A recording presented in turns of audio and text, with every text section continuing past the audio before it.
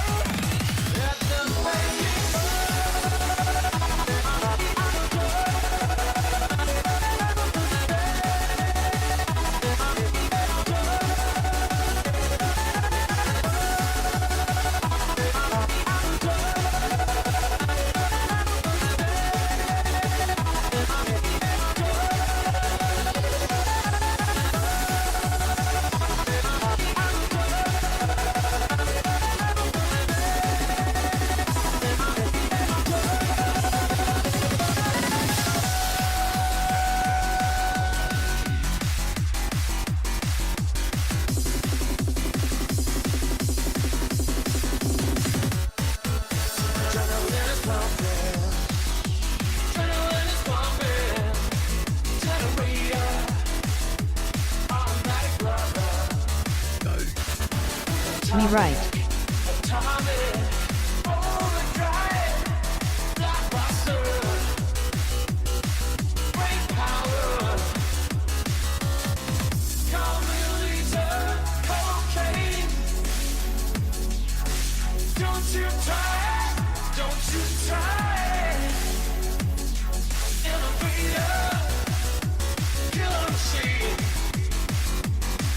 There's no fate.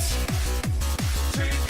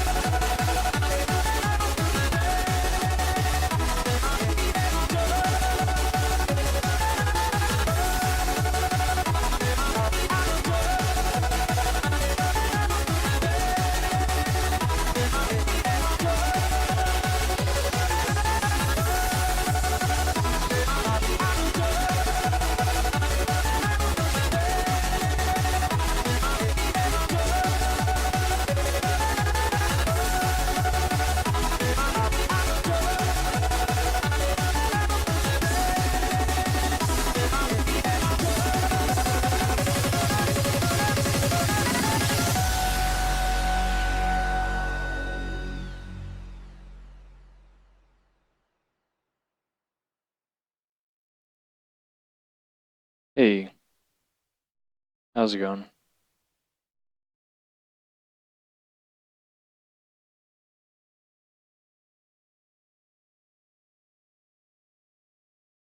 Alright. One of my streaming services is not working right now. I'm sad.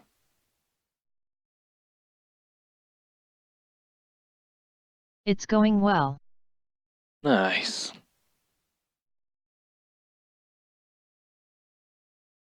How's it going for you? It's going okay, other than the fact that one of the streaming websites isn't displaying my stream.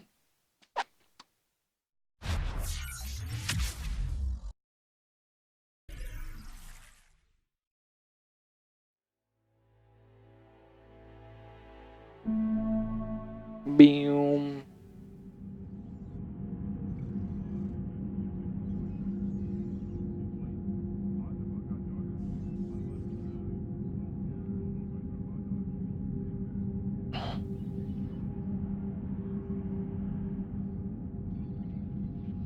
That's unfortunate.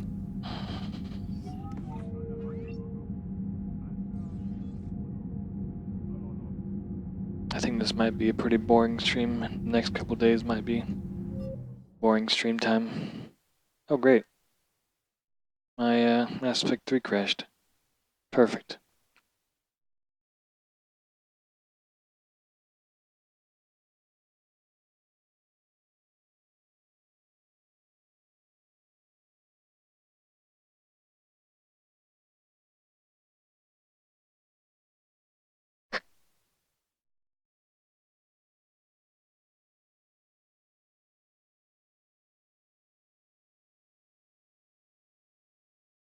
It's Shit. never boring when you stream. Always boring. I just imagine you naked. N.A. mean. Yeah. I mean, I am naked. Why? What? Did I turn the wrong game? I turned into Mass Effect 2. Whoops.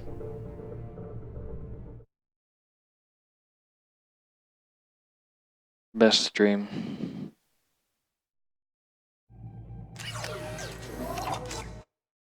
Sounds like the same game.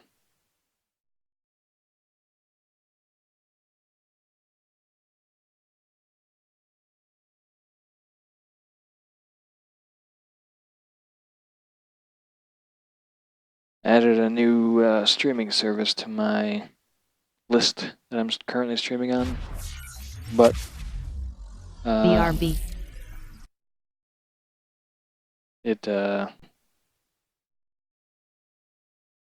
it's mainly a mobile game streaming platform, but hopefully it'll work out.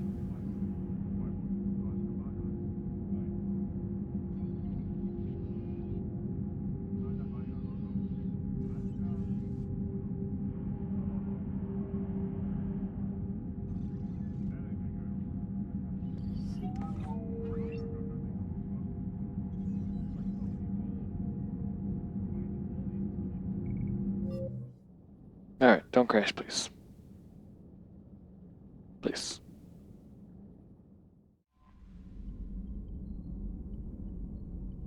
Okay. So, I have a issue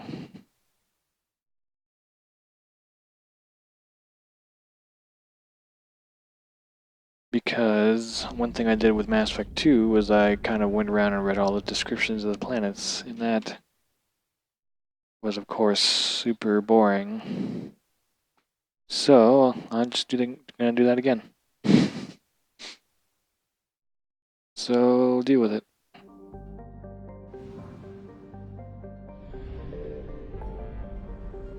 Alright, let's see.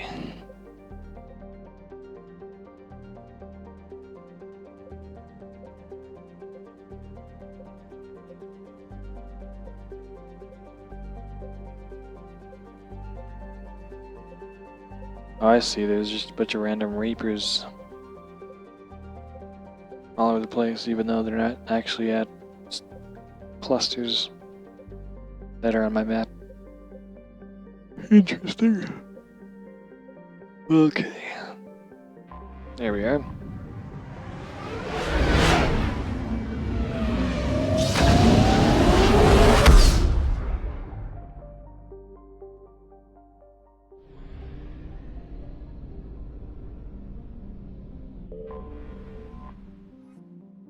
Okay.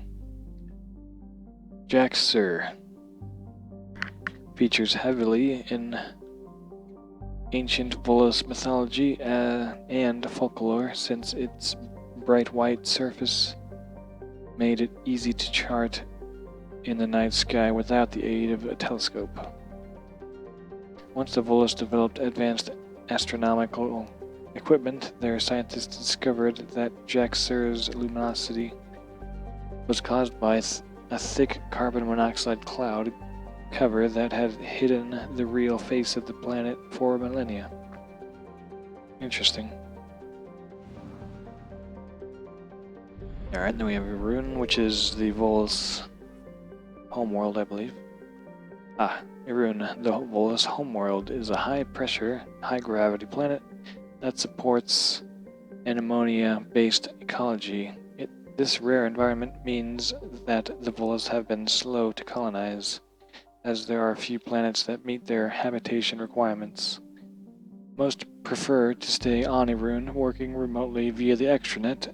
The more adventurous don the clumsy but vital pressure suits and venture out to worlds in Citadel space to make their fortunes. Irun is remarkable for having done away with warfare as an institution of the state.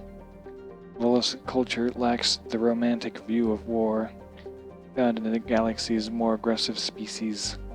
Physical skirmishes between groups rarely last long and are almost always ended by social stagnation, bargaining agreements, and harsh economic sanctions. Irun's cities tend to be built on fast trade routes rather than military defensible positions. This has left them vulnerable to Husk attack now that the Reapers have overwhelmed the Turian fleet and begun a ground war on the planet. Citadel Advisory: Irun's ammonia-based atmosphere is toxic to non-Volus lifeforms. Visitors to Irun must wear pressure suits at all times when traveling outside of environmentally controlled areas. Nice, nice. And we have Lucille.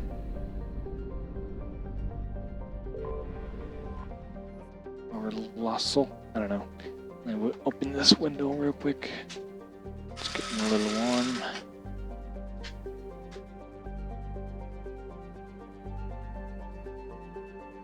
Alrighty then.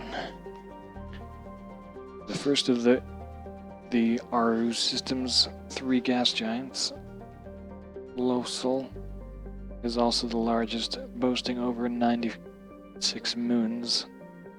This planet's orbit bustled with hundreds of helium-3 extraction centers. Most of the work population lived on Lossel's orbital stations, which were so numerous they became an unofficial city chained together by taxi services and extendable umbilical cords. The Reaper attack here devastated the infrastructure, raining fragments down onto the gas giant.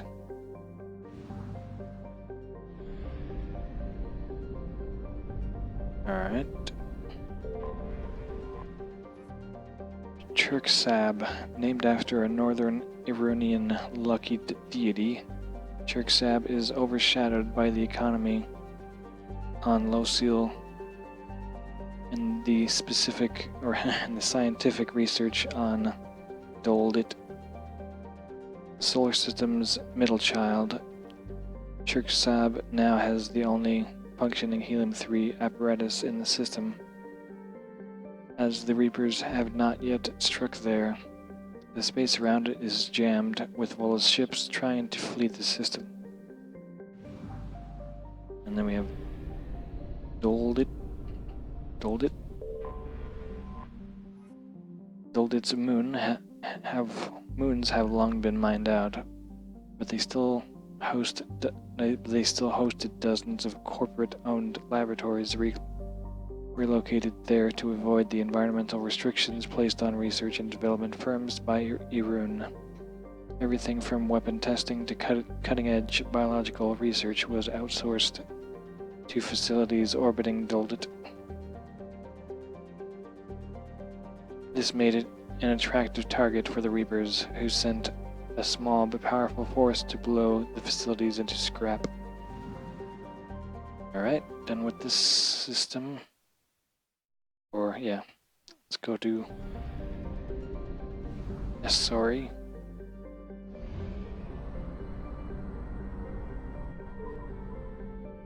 And then we have Mola.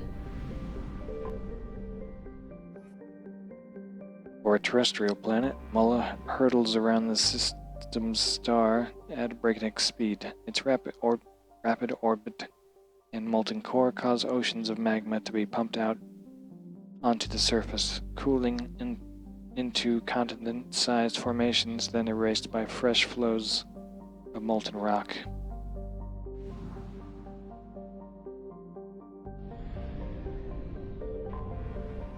We have Atos Urn was claimed along with the rest of its system after the Volus learned FTL travel.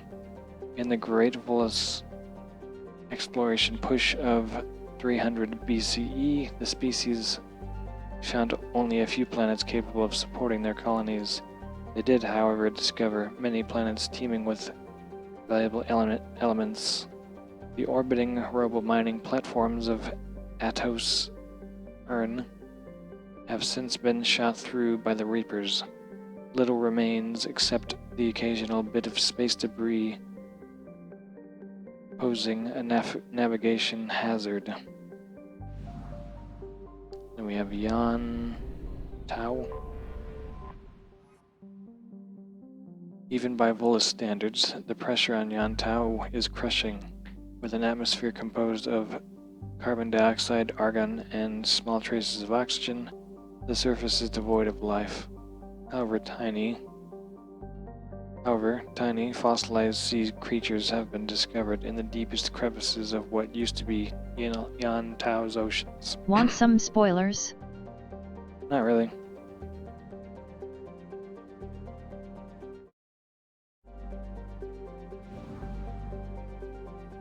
Let's see.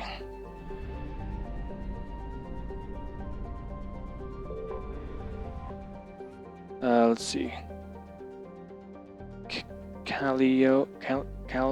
Kylo's frigid surface is dotted with impact craters left during a legendary meteor shower that happened more than 400,000 years ago.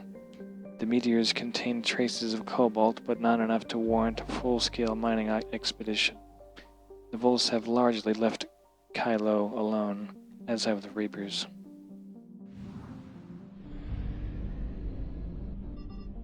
Shit. Then we have Solupolis. There's a helium-3 collection, or Solupolis's helium-3 collection mechanisms historically turned a large profit, not because of any great immigration into the Asori system, but because Solupolis made a good refueling stop between Irun and Satu Ard. Warned of the Reapers' battle plans, but left with little other option, a select team of workers at Solupolis sent out phony communications suggesting that important military data was being handed off here. When the Reapers sent in a force of husks, they ran into the Volus' trap, a chain reaction that annihilated the station. Interesting. Alright, then we have Nura. The Nura system.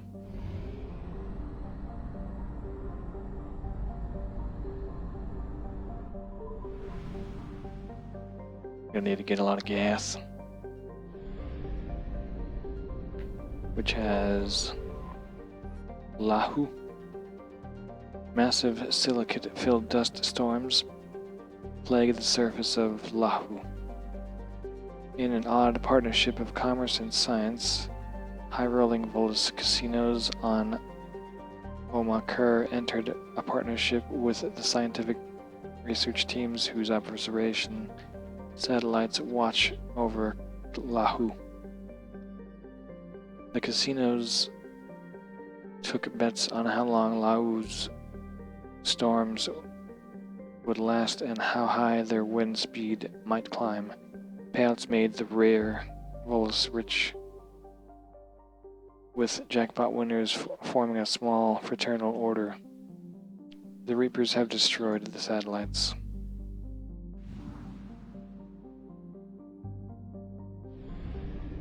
We have Omakar. It's a temperate garden world currently in its megafauna stage. The planet's nitrogen-oxygen atmosphere and dextro amino acid-based life wasn't particularly attractive to the Volus, so they sold the colonization rights to their Turian partners.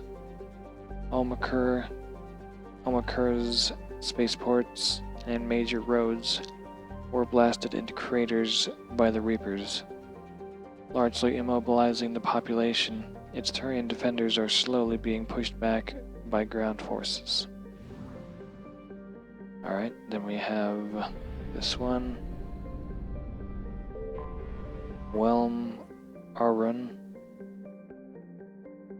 Arun's hydrogen-helium gas giant.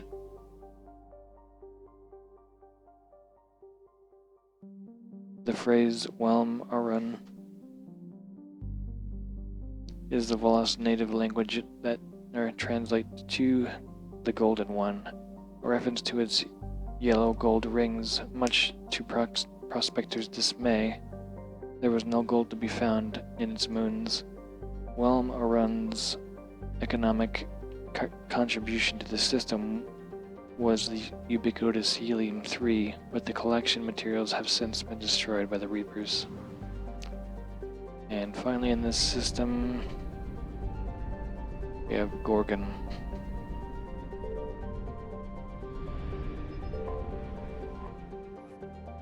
Like Welmaran, Gorgon was a hydrogen-helium gas giant whose helium-3 infrastructure was destroyed by the Reapers.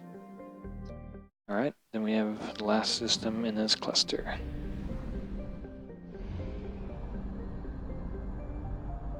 We have to get some gas.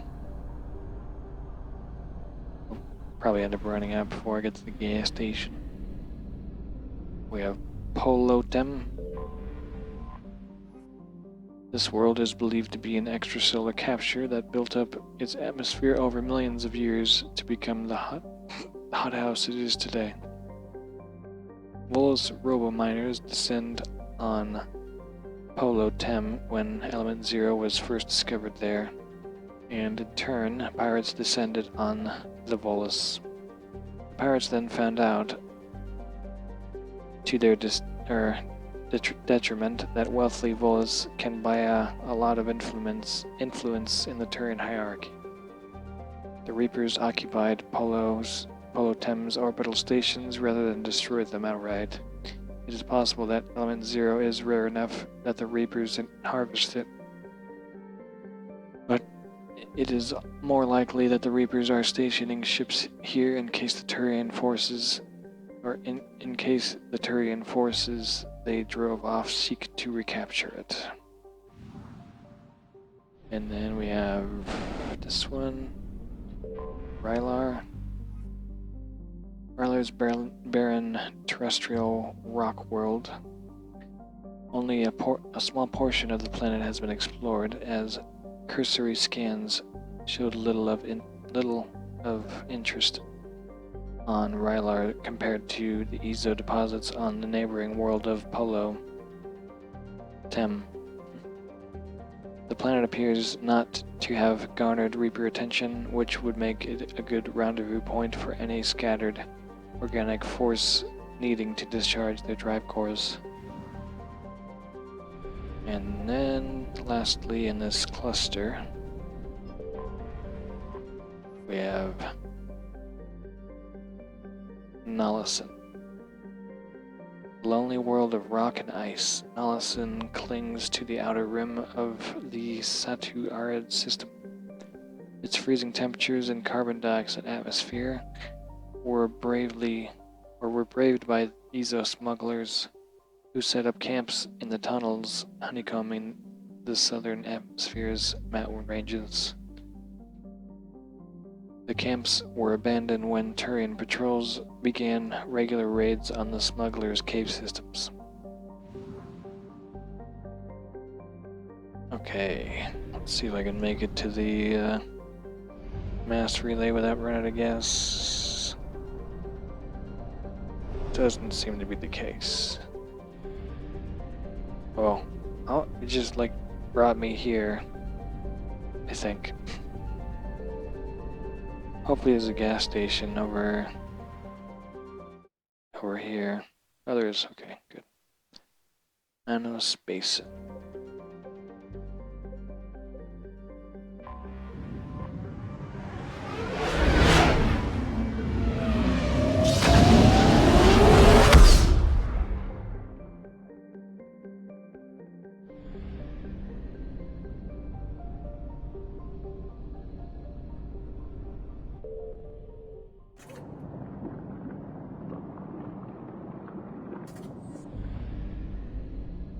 Alright, Ceradrill.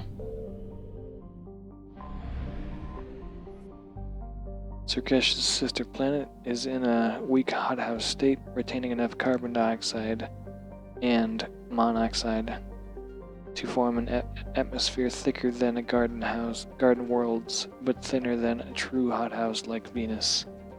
In the early days of Solarian space exploration, the species saw mining the planet as an... Who's that? Hey JT, how's it going? Let's see. Let's see. In the early days of Solarian space exploration, the species saw mining the planet as an engineering challenge. When the Solarians made contact with the Asari, the robo-mining industry developed for planets like Ceradrill quickly became the galactic standard. The planet is named for the Ceradrill clan, specifically the Solarian Bellatrix Ceradrill. Is that IL? Pretty well, man. Glad it's the weekend. Yeah, that's pretty good. I think, yeah, you've been doing some, like, training or whatever. Hey, dude.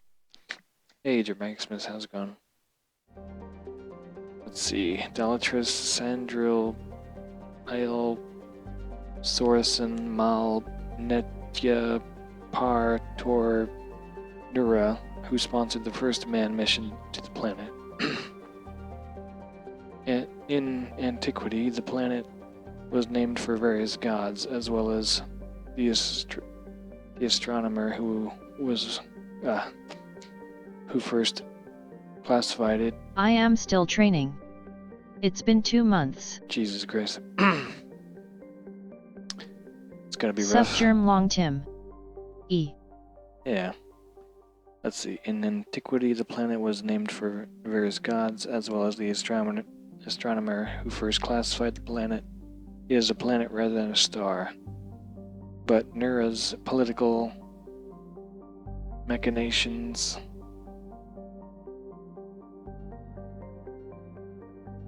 won out, and the planet now bears her clan's name. Hi, Jay. On all standard Solarian star maps. Let's see.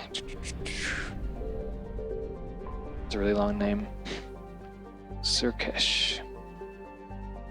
The Solarian homeworld has... Solarian homeworld, that's right. Has been likened to the jungles of Earth. Pretty to look at, teeming with life, uncomfortable to live in, and dangerous to the unwary. The technophilic Solarians had significant pollution and waste problems early in the development of their society. They also embraced social solutions just as quickly and through complex breeding rules. Surkesh now maintains a crowded but stable population. The planet tends to be wetter than Earth, and Solarian cities spare no expense to collect and provide fresh water, as one might expect from an amphibious species. Due to Surkesh's location in the galaxy far from dark space, it has yet to be invaded by the Reapers. But its rulers are all too aware that they are in the path of attack, because they could not strike the first blow. As their military doctrine suggests, many already considered their forces at a severe disadvantage. Interesting. I think there used to be some diplomatic ships around here, but they're not here anymore. Alright. Draggle. The tiny rock planet Draggle is notable for its status as strategic reserve of heavy metals. It has been warmed slightly by a thin atmosphere of nitrogen and carbon monoxide, but otherwise remains hostile to life. In the clandestine fashion typical of Solarians, a military outpost orbits the planet but does not appear on Alliance star maps. Like Saradrill, Draggle is named for the Damo is far AF. AU? Is far? What? Oh. Well. Yeah. Is it just like a astronomical unit? Isn't it like just how far we are away from our star? Let's see. Like Saradrill, Draggle is named for the matrilineal clan that sent the first manned mission to the planet's surface. However, a thriving minority from the Sylar clan, who sent the first manned mission to orbit the planet, insists to this day that their landing attempt was sabotaged by the Draggles and the planet should bear their name. Relations between the two clans remain tense. Surface temperatures -37. Jeez.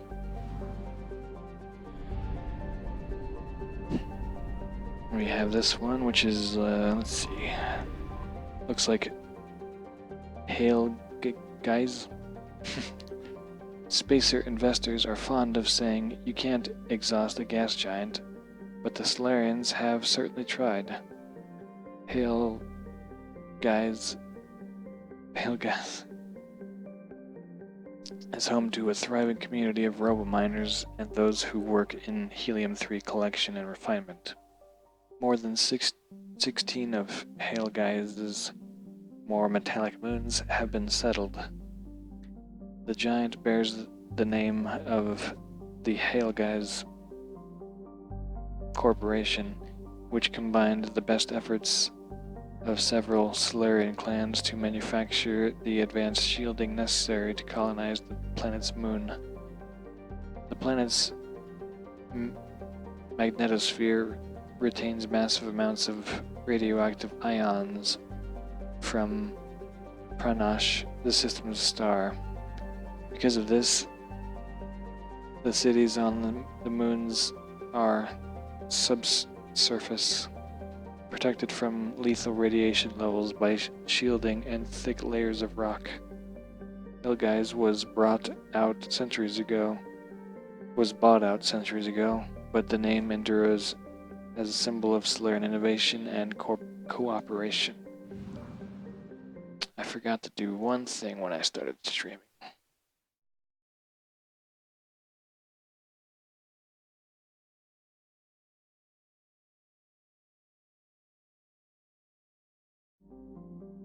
Okay, there's only one more planet.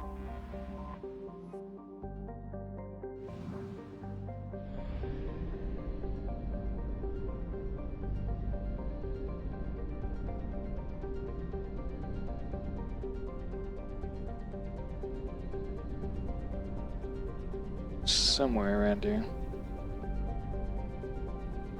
Is that it? I think one of these big old rocks is a place. I'll vote for you over Trump any time of the day. What? Let's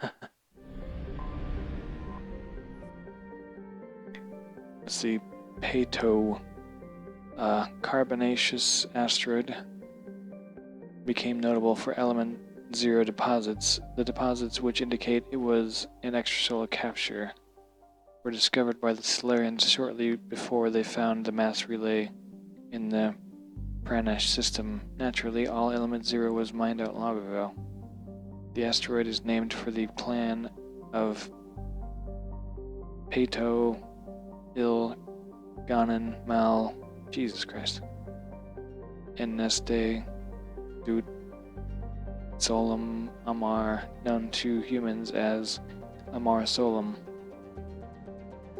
This shy, retiring eccentric was an undergraduate when more important astrogeologists passed off the first ESO deposits to him. He ran the fateful test that discovered its mass-affecting properties. For 3 centuries after his death, rival clans fought for credit for the discovery, but the truth won out after a lengthy academic war. Sheesh. Okay, why is there a gas station here? There's like no other systems. Alright, let's go to the Apian Crest. Oh crap, that's not where I wanted to go. Oh, there it is.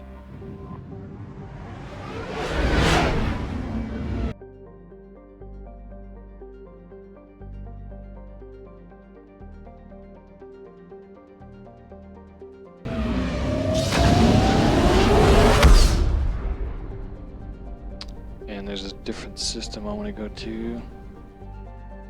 This one.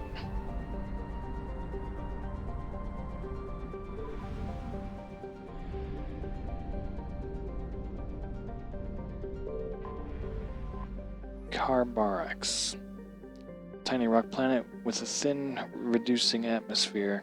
Carbarax was remotely mined for millennia. First for rarer platinum, group metals and radioactives, then catalysts and semiconductors, and eventually structural materials like titanium, iron, and nickel. Recovery operations were grinding to a halt just before the Reapers hit the planet. The attack turned orbital stations and the Turians' early warning satellites into molten metal. Sheesh. Then we have Nios, a small terrestrial planet bathed in argon and carbon dioxide. Nios has a pressure cooker atmosphere. Probes reveal calcite cliffs, but few valuable minerals, and so the planet had only a few artificial satellites when the Reapers hit. Fragments from destroyed scientific research stations and spy drones litter the planet's Lagrangian points, presenting a navigation hazard. And then we have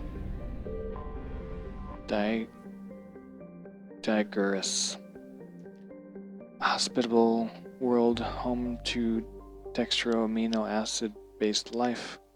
This Turian colony was famous until recently for being the site of the bloodiest battle in Turian history.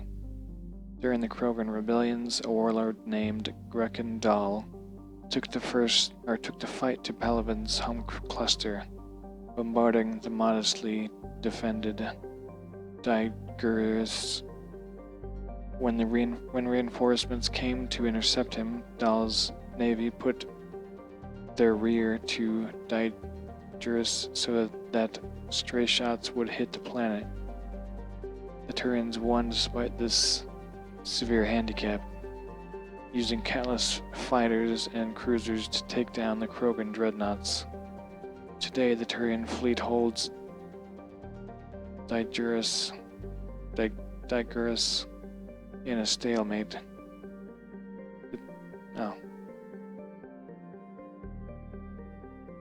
The Reapers, concentrating on Palaven and elsewhere, sent a relatively light force to take the planet, which the Turians repelled. The Turians stand guard at Digerus, while the Reapers travel throughout the system, destroying targets of opportunity until reinforcements arrive.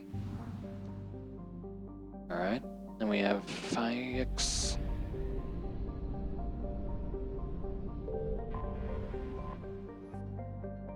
Phaex is a large terrestrial planet with a frozen surface and a thin nitrogen-based atmosphere. It presented the Turians with an interesting engineering challenge: how to mine its abundant heavy metals and get them off the Fallout for sure. What? No, did somebody vote for Fallout?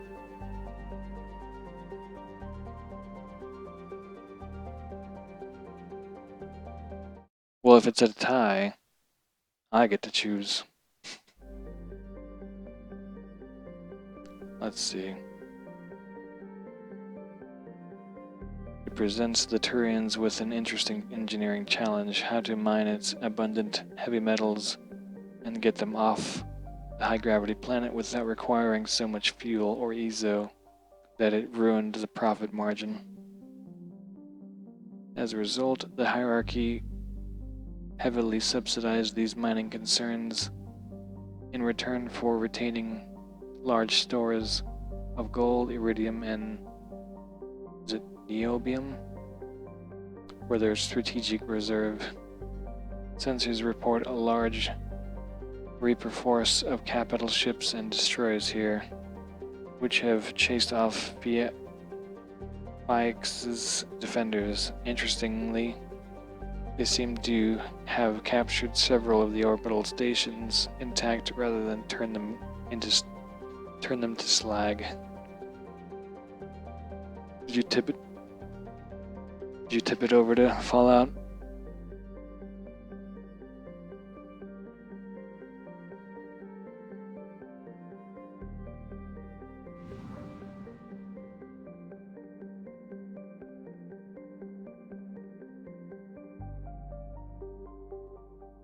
Wait, what? Oh. Yeah, looks like more people are voting for Fallout. Or more people have voted for Fallout.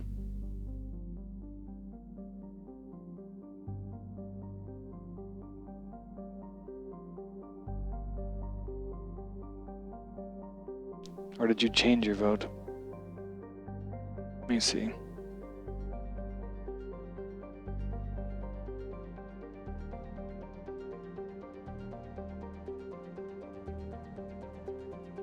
Yep. So far it seems like I'm going to be playing Fallout next.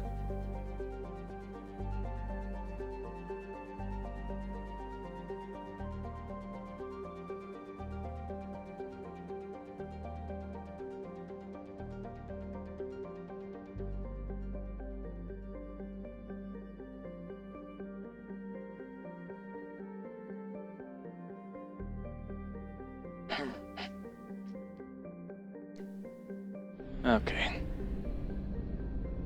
Wonder where I'm gonna find Fallout, or hopefully I can get Fallout 1 to work.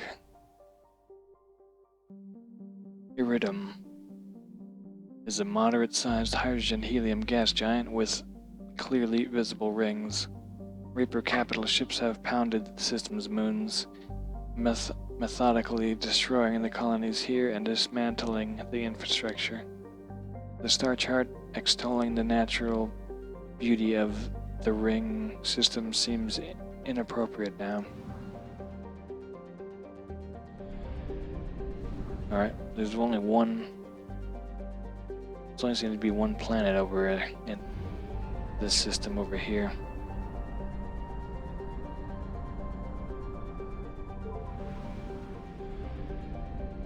Where is it? There it is. Let's go through the star.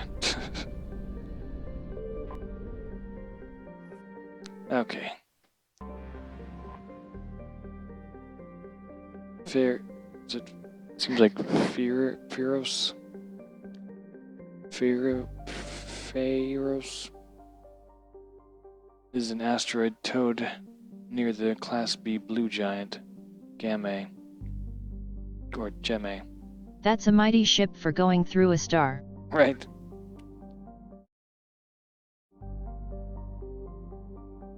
Gemma to serve as a terrestrial military base in a system devoid of planets.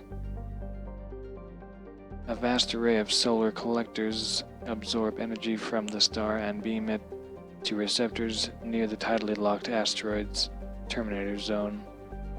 Beneath the surface, dozens of particle accelerators generate antiprotons for starship fuel. The Reapers sent a substantial force to Gemma's system, but found that the Turians were capable and prepared to defend their Armada's fuel source. Warning messages say the Reapers are still present in the system, awaiting reinforcements. At present, the Turians can still refuel, but only because they committed forces here that could otherwise have been defending, or that could otherwise have defended Palvin. Sheesh. And then we go to Trabia.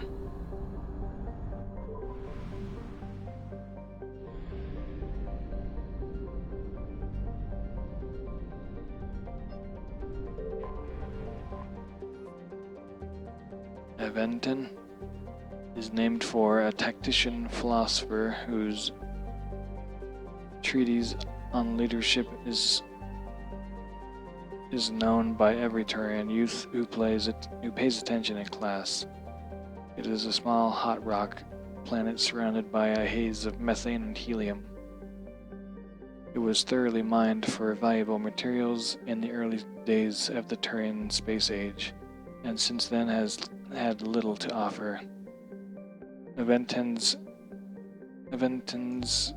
token spy satellites and defense drones proved no match for even a small Reaper presence, and best reports suggest that they have been eliminated. Okay, and then we have Kalax. Like nearby Aventon, Kalax was named for an ancient philosopher and author, but where Aventon wrote for the military leaders of tomorrow, Kalax focused on those who feed, clothe, heal, and arm the soldier. Her enormous tome, Service, features a lengthy chapter on laws that form the basis of the Turian concept of citizenship tiers. Kalax is lower in temperature than Aventon, and its minerals were thus exploited first. The Turian defenses on Kalax are not completely destroyed, which is unusual. It may be that remnants of the scattered Turian fleet regrouped using the planet for cover and eliminated the satellite hunting Reaper destroyers before their mission was complete. More likely, the destroyers found a way to compromise the defenses through wireless hacking, and unmanned drones present now obey them.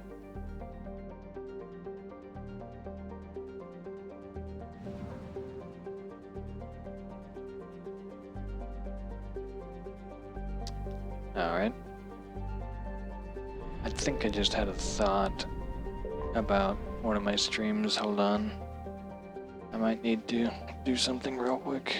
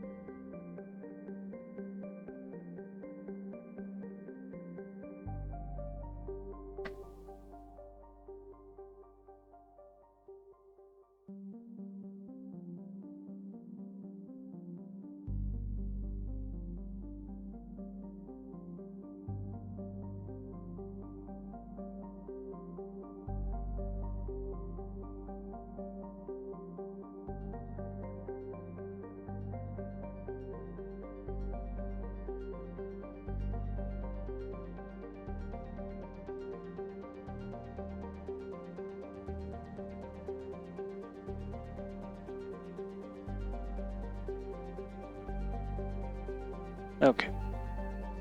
Sorry about that. I think, okay, so we're at Palaven. The only thing on this planet that isn't silver are the Turians. It's all too clear they're made of steel.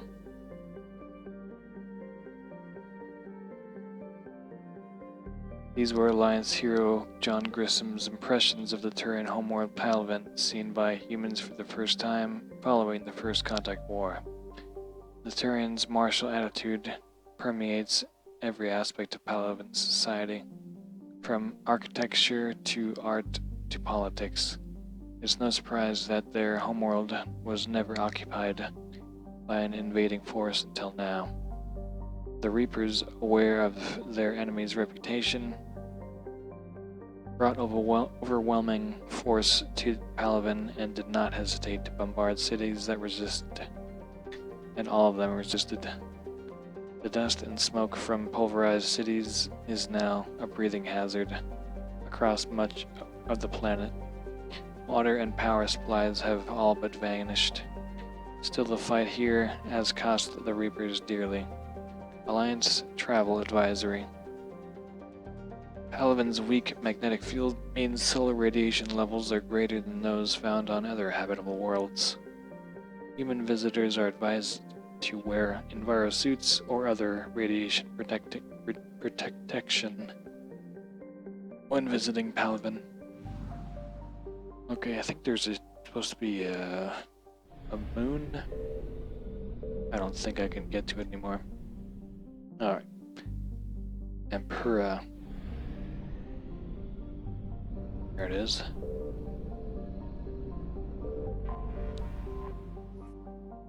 The small planet Empura is a hothouse of helium and argon, the latter a product of decaying radioactive materials. Robo-mining was once lucrative here, but like the rest of the solar system, the only remaining veins are inaccessible by cost-effective means. The planet is named for Atrin Empura, the Turian Machiavelli, whose ambitious political philosophies led to her reign as regent in the continent spanning Nilan Empire for more than a decade. She famously combined citizenship tiers with meritocracy, rather than a caste system which serves to strengthen her empire. This practice fell in and out of favor for centuries before its revival early in the Turians' age of nation-states. The Reaper invasion largely ignored Empura, sending only a token force to destroy the scientific equipment around the planet. Then we have SNS, which is right here. SNS is a hydrogen-helium gas giant that was home to a substantial Turian garrison, defending the planet's fuel infrastructure. It once held a distribution center for antiproton-based fuel, as well as the more common helium-3 collectors. The garrison is now gone. The Reapers drove the Turians off and destroyed all available machinery. The Reapers appear to have moved on. A few Volus ships are now visible, likely present to scavenge the wreckage. And then I think the last planet in this system.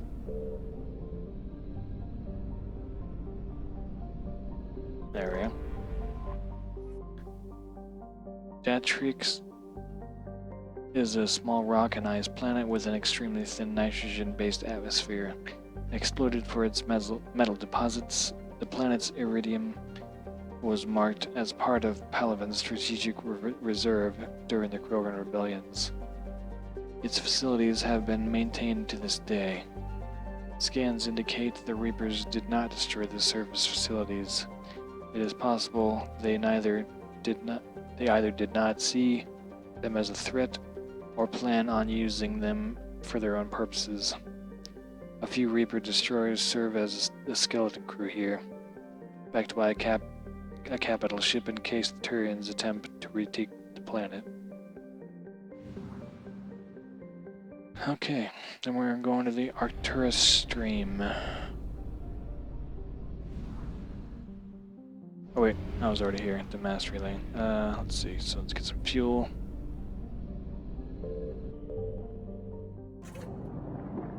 I wonder if I'm gonna run out of...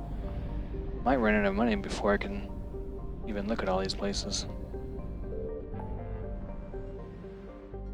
That's kind of a problem. A little bit. Well, we'll do it anyway. Arcturus stream.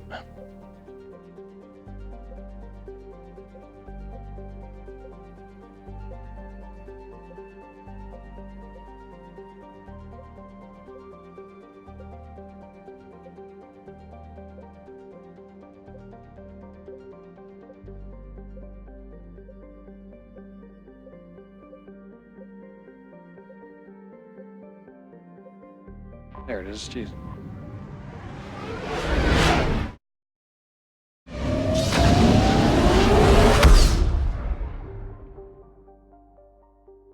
Okay.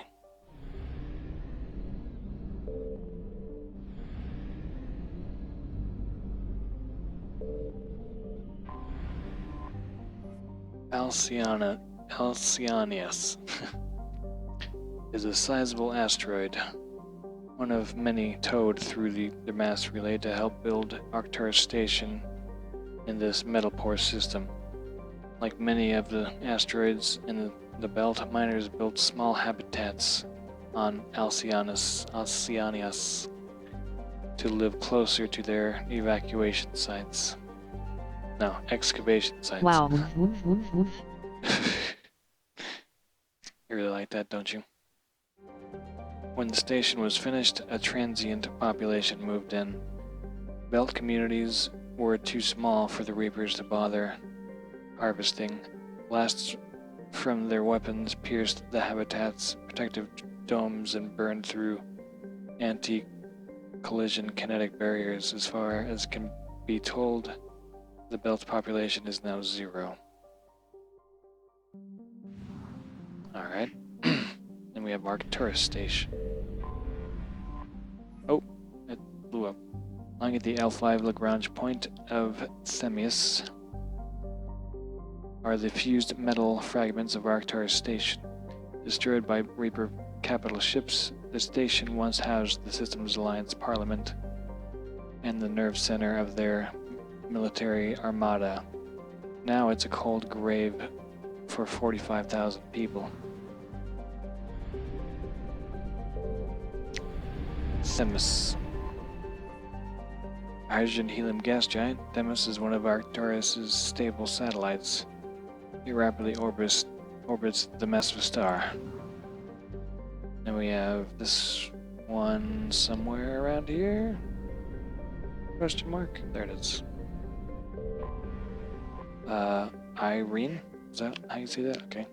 One of Arcturus's hydrogen helium gas giants, Irene had infrastructure in place for fueling a civilian and military starships with helium-3 and antiprotons. None of this infrastructure has survived the Reapers. Lastly, we have Eunomia.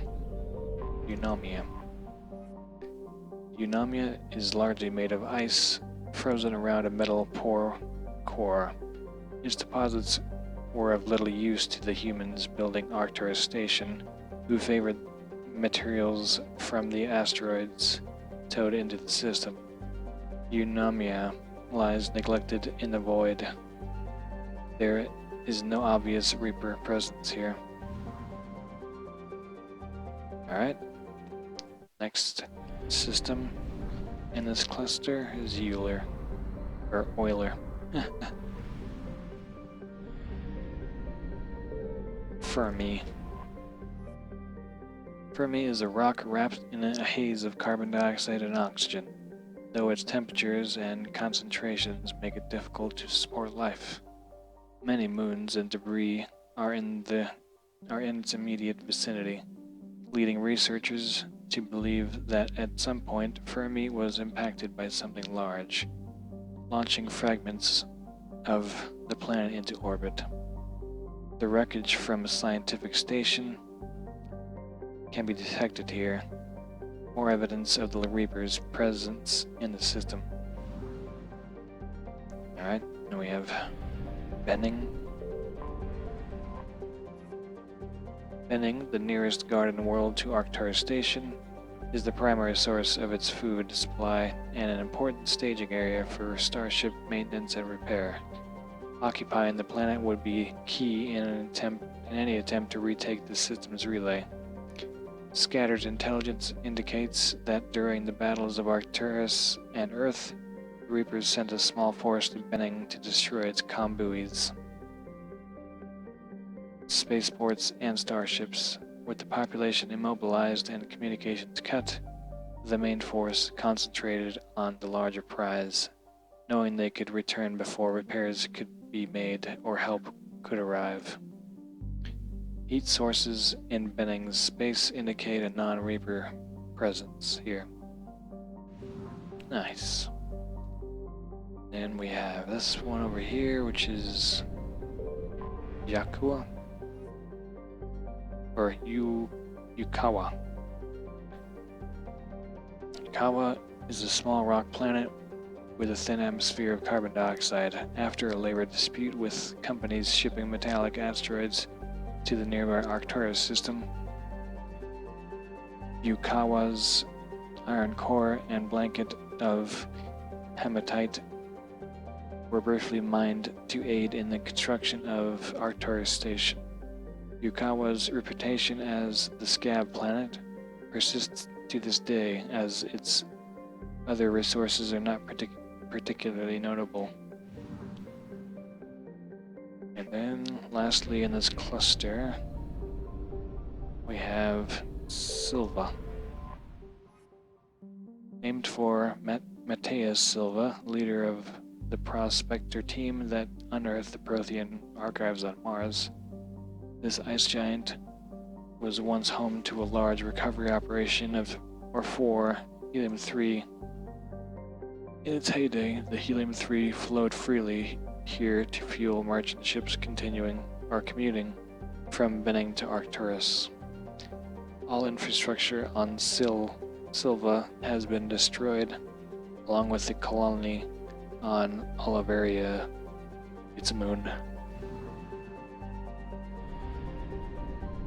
Okay, let's go back to the mass relay in this cluster. Maybe see if I can see if there's any gas here. I don't think so. No. No gas.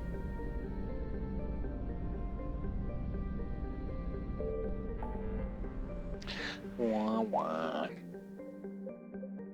Alright, what's the next cluster? Argos Row, I think. Goddamn. I think I remember seeing it this direction. Yes.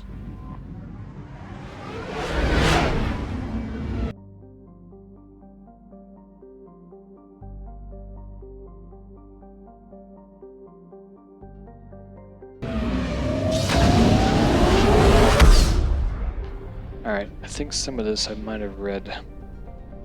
Okay, not this one, but in Gorgon. Some of this I might have read from Mass Effect 2.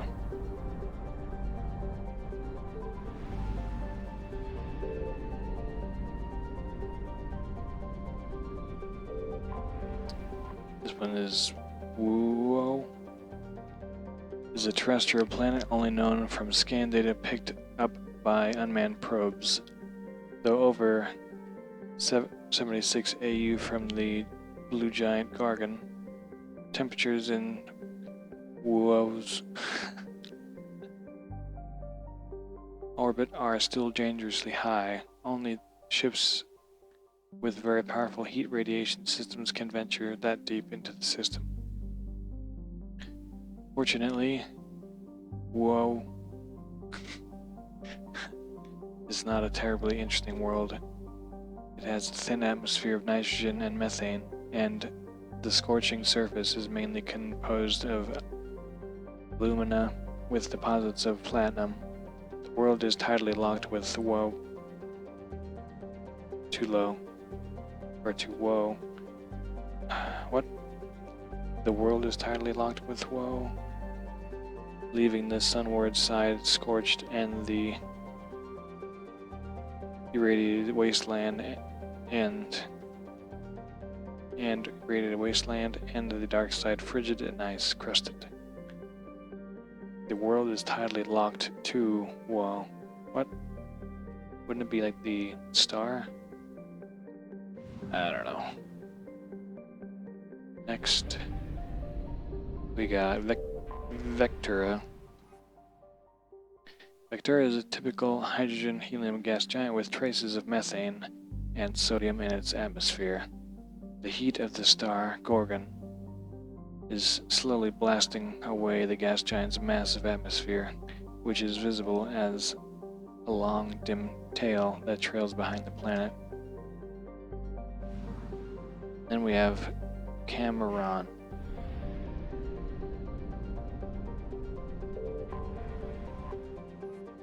Cameron is a terrestrial world with a thin atmosphere of carbon dioxide and argon. The surface is scorching hot, primarily composed of iron with deposits of nickel, like woe. Cameron is tide-locked to the blue giant, forever looking into the face of Gorgon. Jeez. Alright, so now we have, well, let's see, that says in Mass Effect 1, never mind. So actually this is a Mass Effect 1 thing, so I probably haven't read it before. Let's go here. Charblu. A standard hydrogen-helium gas giant, the methane in Charblu's atmosphere gives it an azure hue. The Asari crew who initially surveyed the system entering Earth's 17th century named Charblu after a then popular soprano. The singer was renowned for her unusual skin tone, which was quite similar to that of the planet. Then we have Slickon.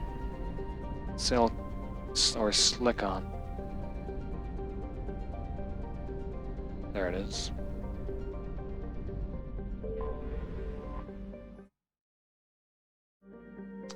Orbiting at an unbelievable distance of 710 AU, over 66 billion kilometers from Gorgon, Slickon is a huge gas giant with an atmosphere tainted by methane and chlorine. Right, then we're at Hydra. Hail Hydra.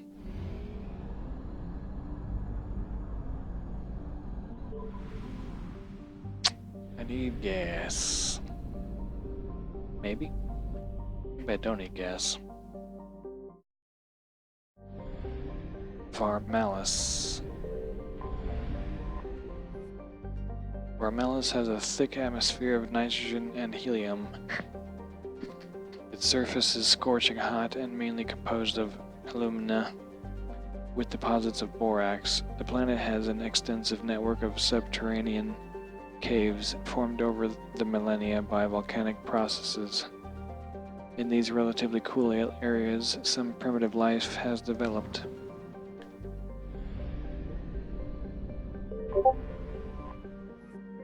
What's that? Oh shoot, I left this on.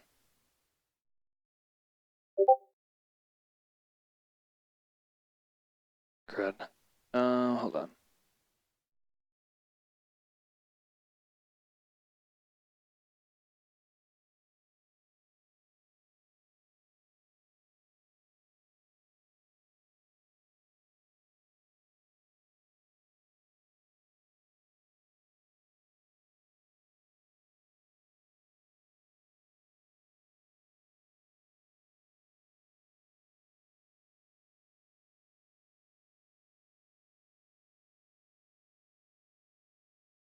Okay. Matgos is a large terrestrial planet with an atmosphere of carbon dioxide and nitrogen. Its hot surface is mainly composed of nickel, with deposits of potassium and heavy metals. It is a mineralogical treasure trove with concentrated heavy elements constantly being brought to the surface by volcanic activity.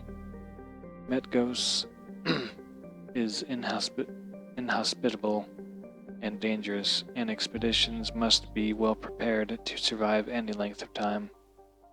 With its high mass, heat-trapping clouds, and constant volcanic venting, Metgos seems well on its way to becoming a Venetian or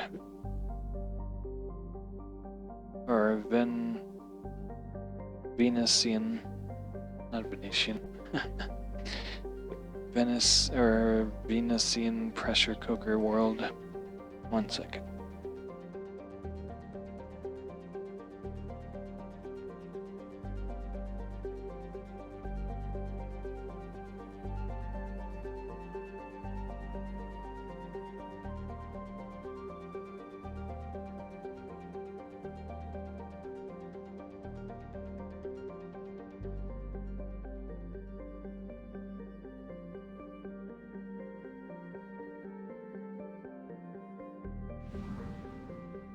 Okay, next one is Dayar. Dayar is a large gas giant with traces of chlorine and sodium in its atmosphere. It also has a significant amount of water vapor in the clouds of its upper atmosphere. Thayar was struck by an asteroid at least 12 kilometers in diameter within the last 100 years. The superheating caused by the impactor's atmospheric passage created a large bank of vicious storms along the equatorial band.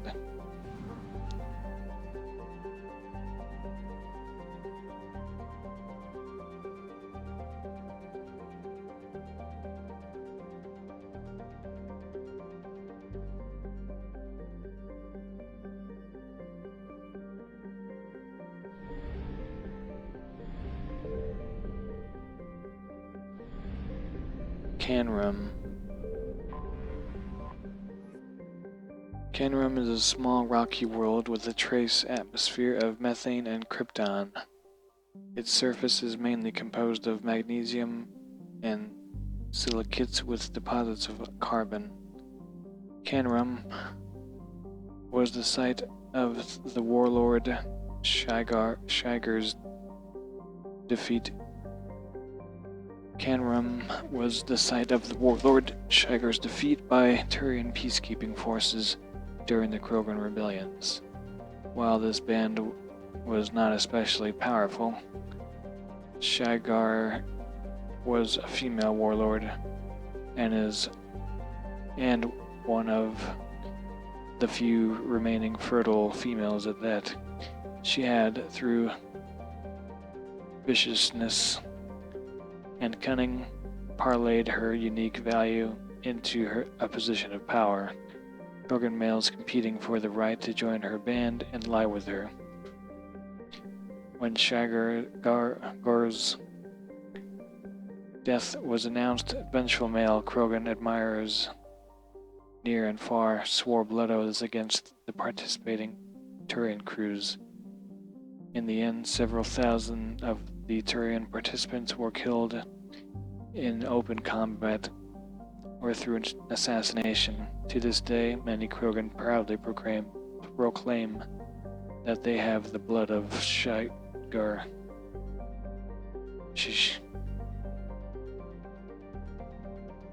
Okay. Next we have Saiba.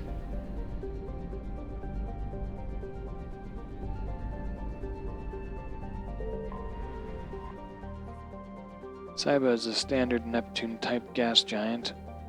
The upper cloud decks of its hydrogen-helium atmosphere tinted dramatic blue by traces of methane. Alright. Then we have Phoenix. It's the next system.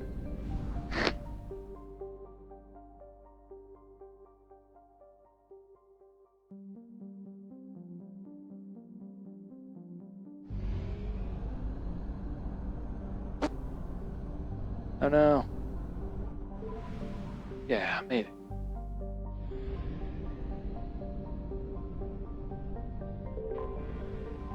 Patashi. Patashi is a sun-blasted terrestrial world whose atmosphere...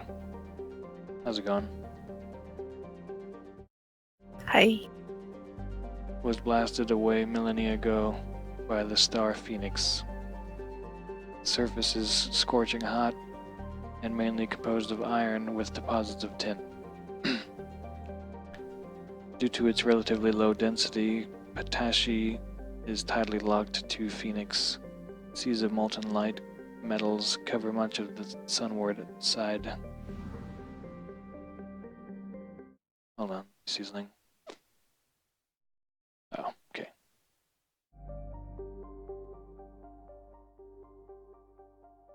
Well, let me move.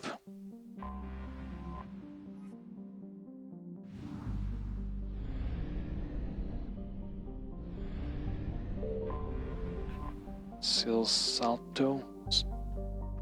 Silsato is a standard hydrogen helium gas giant. It has no remarkable features.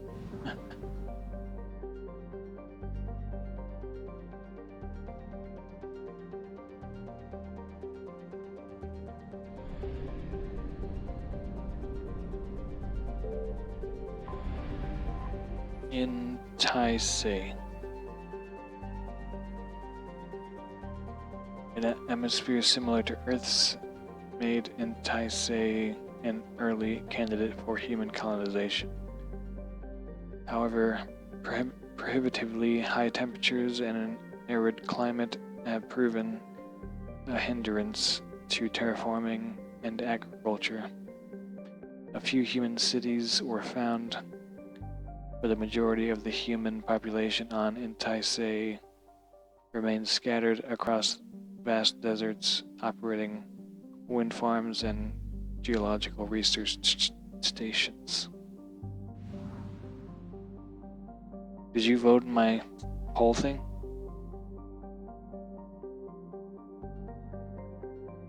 Pixie?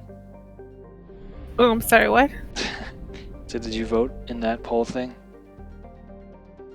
They vote on what poll? In my chat? I don't see any poll. Oh, maybe you haven't been here for 30 minutes. Came when they say, wow. Hmm? I only came on since like 3:13 according to my time. Oh. I've only been on it for a little bit. Yep. Well, it says 3:12. Let's see. It's this poll right here. That didn't work.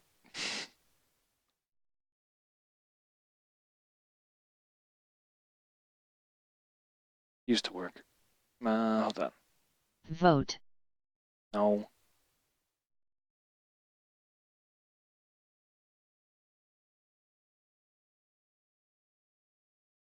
Polls. I don't think it has an exclamation mark anymore.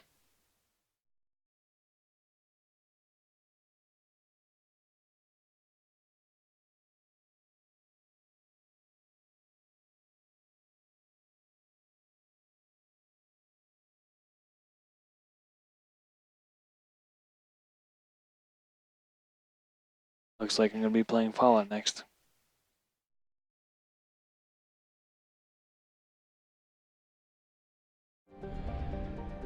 Let's see, did I read this one? Toon Tau. Toon Tau is an enormous, low-density terrestrial planet with a thick This is to vote for you, not for the... What? It doesn't say. Oh, it doesn't say you can vote? For something else. Hmm? There you go. I got it. I got it. Okay. Tau is an enormous low-density terrestrial planet with a thick atmosphere of methane and helium. Despite being nearly 20 AU from Phoenix, the star's great heat and insulating thickness of the atmosphere make the surface surprisingly temperate. The crust is mainly composed of sodium and silicon dioxide, with deposits of various light metals. While Tau is not habitable, the relative pleasantness of the surface conditions. Fallout 4 Yeah, is winning? Yep. Fuck that. Fuck that. make it a popular location for small ships traveling through the Argos Rural Cluster to land for drive discharge.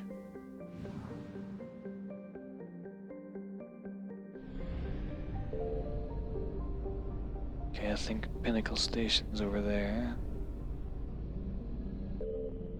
Yep.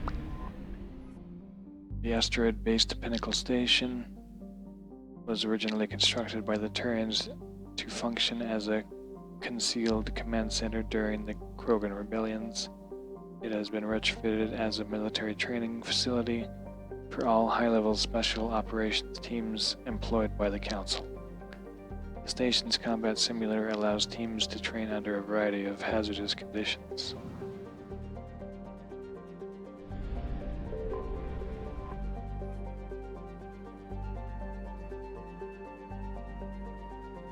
Alright, this one's called Vebinok. Vebinok is a small terrestrial world with a thin atmosphere of krypton and xenon. It won't let me book because it says I already did. I guess you already did then. Damn. You already On would have. both of my counts. What? Jeez. Well, I was trying to be sneaky and go ahead and do another count, but I guess I both voted on both of them. so you already did. So you already voted for Warcraft on both yours? Yeah. Oh well, I guess Warcraft's not gonna win. I'm gonna go make more accounts. Just for like 1 minute a week. Jeez. I'll go borrow my kid's one. Let's see. Vebinok is a small terrestrial world with a small atmosphere of krypton and xenon. Wait, hold on. It's not fair that it doesn't let you vote more than once. No, it doesn't. Stupid. Sleep. Oh well. Demand a recount. Well, I mean, I could probably play Warcraft after Fallout. Maybe. Better, you promise me. Pixie, go vote, and I'll go play Warcraft. You know, okay. I mean, I said that if it won. Sure, I didn't hear that. If. Why else would I tell you to vote? God. Its frozen surface is mainly composed of carbonaceous material, water, ice, and low-density silicates. Rare but concentrated loads of light metals have been deposited by asteroid impacts. One hemisphere of Vebinok is covered by surface deposits of oxidized copper. Approximately 270 years ago, a Turian bulk gas transport was attacked by pirates in the Phoenix system. Damaged, it made a rough landing on Vebinok. Apparently, my kid changed his password. What the heck? Doesn't want you in there anymore. I have to ask. Where the heck is it? I'm still doing this. You have no idea. You gotta have them watch my stream, I guess. What was that? You gotta have them watch my stream, even though they're asleep. Yup. Just have them fall asleep to my voice. Yep. I think, yeah, pretty soon I'm gonna change the voting system to, like, the more you watch, the more votes you have. You should. Jeez. Yeah. Okay. So not fair. The heat of the landing melted significant quantities of surface ice and ruptured shipping containers spilled locks across the surface. Before this evaporated and escaped Vebenock's weak gravity, it reacted to cause the I demand a widespread recount. dust. Widespread rust. Did you put that? Demand. You demon a recount? Totally did. Oh well. Oh, that one's in. Oh, interesting. It was in a different spot in Mass Effect 1. That's 10 weird. Warcar feet. What? Can I even spell? Like I had this wrong all day today. I'm not even kidding. uh, It's just one of those. Can I sell her shit?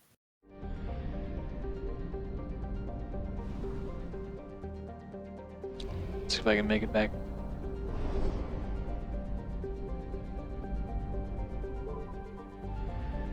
Did Took me back. Nice you one. updated your OBS to the new one? Yes. You updated the new with the new patch recently? I think so. Yeah. Because mine is giving me crap. So that's why I'm asking you. What did you do to it? Well, I had I uninstalled it, the whole thing, yesterday and installed it today, and it's still giving me crap. Like it's kicking me out a lot, and it's like super laggy. Huh. Maybe your settings aren't right. I know that, obviously. Just need to figure it out more. Are you streaming at 720p at 30 frames per second? Let's see.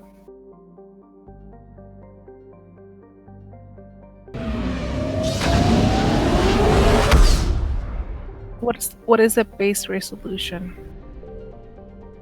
I usually just have my base resolution and my whatever resolution at 720. That would be Well, this one doesn't give me yet. well, This just one type. only gives me the option of 1080. You can type it in. It's 24 or 1280 by 720. That's what I did. You're on the On both of them, right? yeah, that's what I do.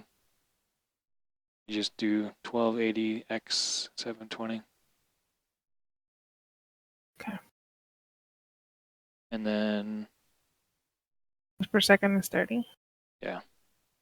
Yeah, that one's right. How about the filter? The downscale filter. What is That that? shouldn't matter. I usually have it on bilinear, but it shouldn't matter if the base and the output are the same. Oh, okay. Maybe that'll make it better. I hope so.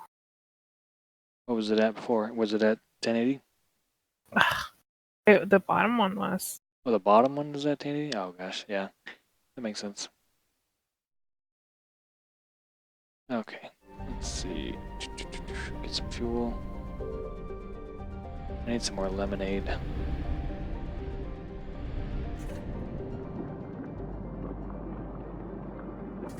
Do you have your server for? My server? Yeah. What do you mean? Yeah, you know how you pick your server? Oh, for Twitch? Actually, I use Restream, so it's a different server. Hmm. Somebody told me to try Chicago. Because I was trying Miami, Florida, but it wasn't working. I mean, that one should be faster, but if it's not working for you, maybe try a different one.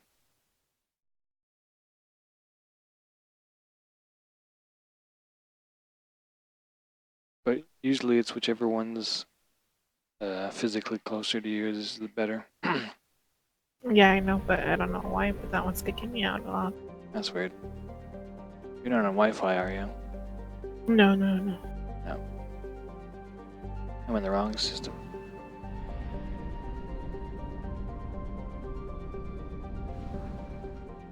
Oh gosh. Let's go here. I'm gonna go watch a video real quick. Good luck. Thank you. Welcome. Okay. Ilmnos. The once rich thorium reserves of Ilmnos have long been mined out, mostly by remote Asari drones that operate well enough in the planet's heat and trace atmospheric pressure. There is little reason to visit this harsh world unless further deposits are discovered. Then we have Sandbez. The hospitable nitrogen-oxygen atmosphere, temperate climate, and sprawling wilderness of Sandbez made the planet a popular tourist destination. Large tracts of untamed forest surrounding the capital drew in millions of sightseers, game hunters, and biologists. The Asari, mindful of how rapid expansion it has damaged the ecologies of other planets, restricted settlements. After destroying the colony's navy and anti-air defenses, Reapers landed infantry units to subjugate the local population. Destroyers keep watch in orbit, the capital ships apparently elsewhere fighting bigger battles. Alright, and then we have this one. Xylium. The hydrogen-helium gas giant Xylium once provided fuel for ships flying to and from Sandbez. The equipment here was noted for its efficiency. Business flourished in its orbital stations, which promised roomy bunks, hydroponic food, and attention from charming Asari hostesses. While ships refueled, these stations are now blasted metal. There is no fuel, aid, or comfort here.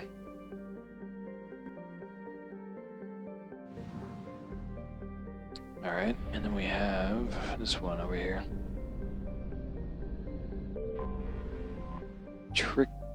Tricolon is a small rock planet that was home to a centuries-old Asari venture called Tirai Super Collider. This massive particle accelerator encircled the entire planet at an orbital distance. Jeez. When the political sea changed among the Asari republics, led to funding cuts. Human scientists step in with the credits and labor to finish the project, renaming it the Suskind Super Collider. It came online just days before the Reapers invaded the galaxy. Jesus.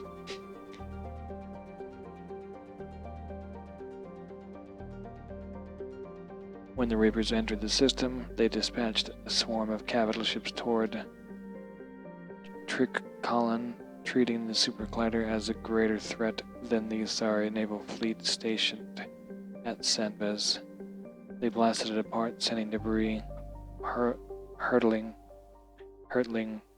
to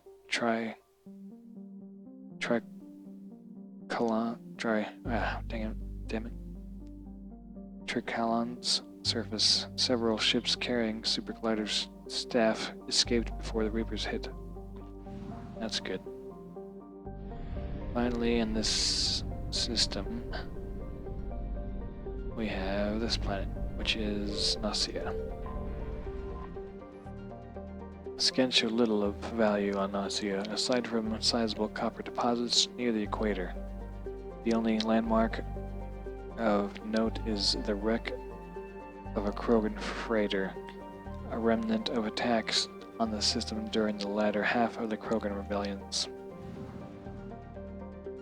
Alright, then we're going to Orisani.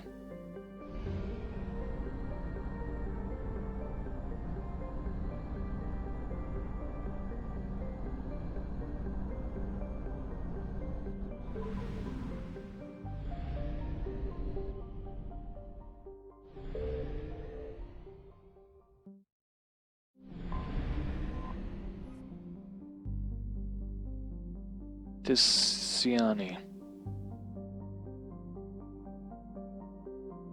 Tisiani's surface is a desert of lime streaked with sodium banks. The only real features of note are empty calderas scattered around the fault lines, suggesting Tisiani was once more geologically active. While average temperatures are near habitable, Tisiani has not retained a protective atmosphere and is thus a third-tier world unlikely to be terraformed.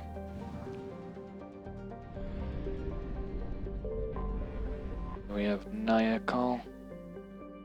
It's a lush planet with an overabundance of photosynthetic life, leading to oxygen concentrations greater than on most garden worlds. This is tolerable for a few hours, but soon oxygen toxicity becomes a real danger. Asari colonies here use breathers and sea-level buildings. Nayakal's economy centers on agribusiness and biotechnology. Many genetically modified crops have their origin here. Aware that the Reaper's plan of attack is to bombard industrial cities and enslave population centers, Nayakal's soldiers and civilians alike have retreated to the planet's impenetrable jungles. A terrestrial guerrilla war may not be enough to push the Reapers off the planet, but it has proven successful at immobilizing the enemy and forcing them to commit more resources here for little gain. Then we have Kerala. After half the crew of a survey ship died in a freak accident, the ship's captain named this desert planet Kerala, after an ancient Asari demon of misfortune. Kerala was said to delight in thwarting carefully laid plans at the last moment, tipping apparent success toward utter disaster. Legend says she only targets those whose plans are long in the making and an obvious warning against hubris for a race whose plans tend to stretch over centuries. Sheesh. Okay. 1 second. Okay, I was at Kerala. Let's go to this one. Agalik. The system's only gas giant has rings laced with the faintest traces of element 0 dust, likely from an extrasolar asteroid pulverized by a collision with the planet's moons. Collecting and refining the EZO dust form is a long and costly process. The Elcross Combine sought the material rights to Agalik from the Matriarchs on Thessia, but the Reaper's invasion stopped any deal from going through. The equipment here is undamaged by Reapers. The attack on Nayakal likely taking priority. Alright, then we go to a different system, which is this one. Parentha. Oops. I wonder if I'm gonna end up running out of gas. Running out of money.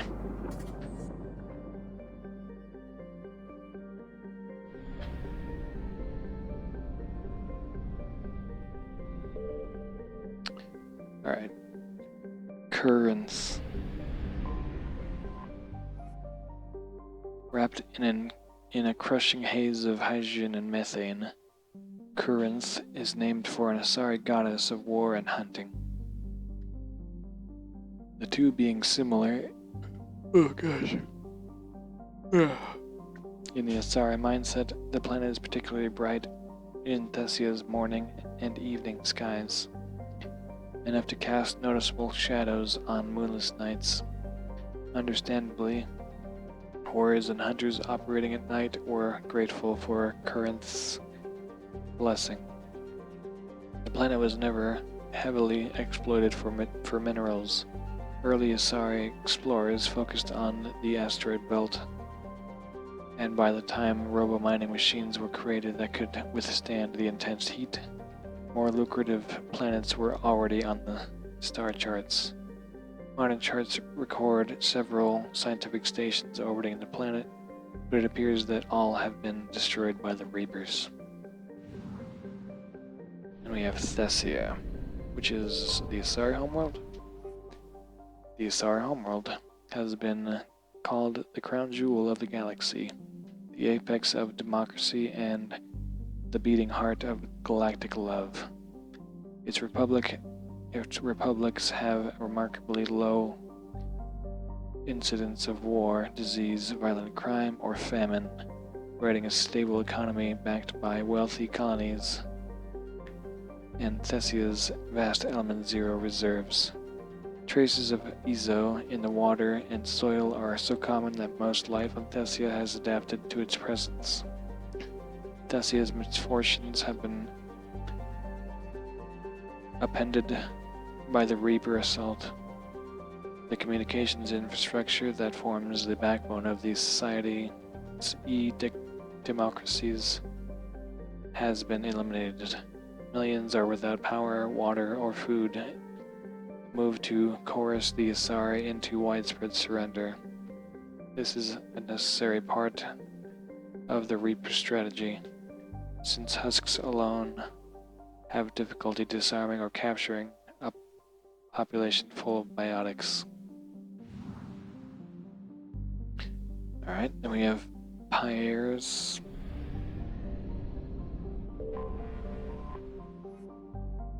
The lifeless sister planet to Thessia lacks water or oxygen.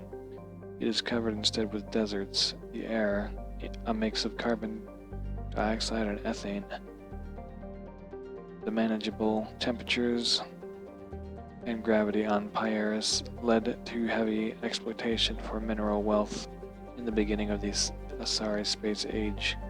Today, Pyres is largely mined out.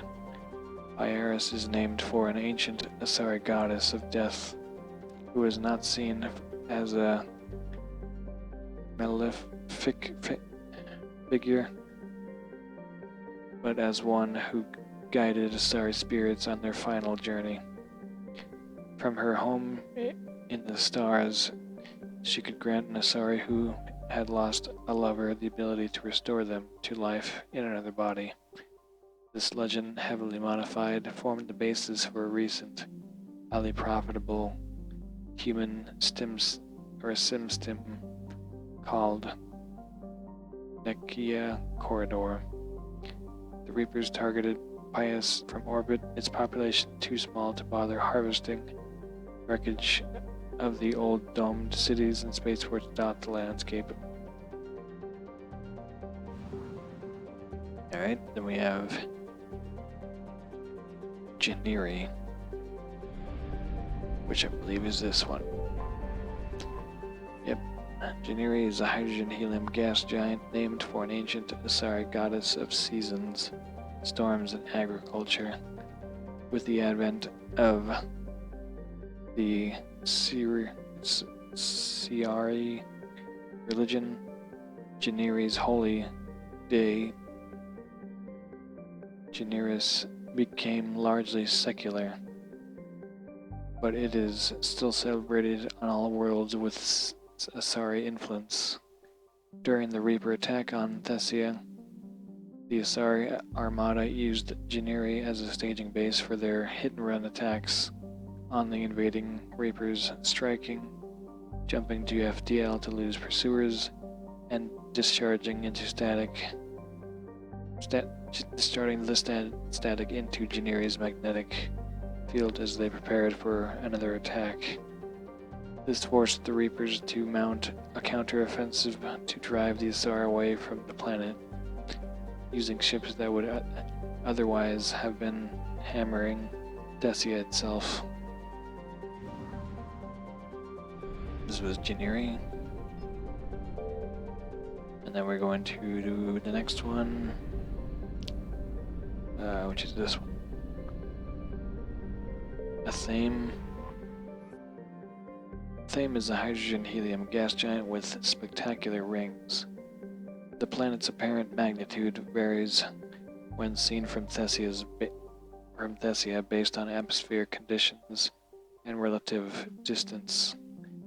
To an ancient Asari, the mysterious star that shone in some months and disappeared in others was linked to fortune, and so it was named Athame, after the matriarch of the pantheon and a goddess of prophecy and fate. Athame's worship changed over time, eventually becoming the basis for a monotheistic religion in which her matron and matriarch aspects oversaw all stages and roles in Asari society. When an Asari says by the goddess, they're referring to Athame. Like Janiri, the planet Athame served as a rally point between the Reaper invasion, where fleeing Asari ships could discharge their drive cores so they could make another FTL jump. The Reapers were forced to chase the Asari away from the planet, buying Thesia valuable time.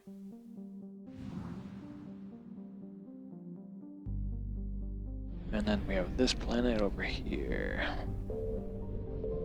which is, goddammit,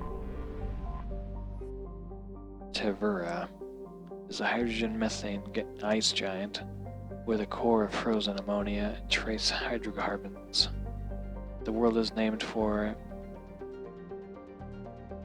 an ancient Asari goddess of love, sex, travel, and law. Spheres of influence whose overlap initially baffled human xenoanthropologists. Asari reproductive instincts are strongly exogamous, and before alien contact, their instincts sent the Asari roaming outside their kinship groups to avoid mating with relatives. The journeys necessitated a system of rules governing guests, fugitives, and alliances, all watched over by the goddess Tevura. Reapers have ignored Tevura so far. Its science stations and moon-based mining equipment offered little strategic importance. It is likely that a destroyer will eventually be sent here to exterminate any civilians. Alright, done with this system. Next one's called Tomorrow's. I got gas, let's go.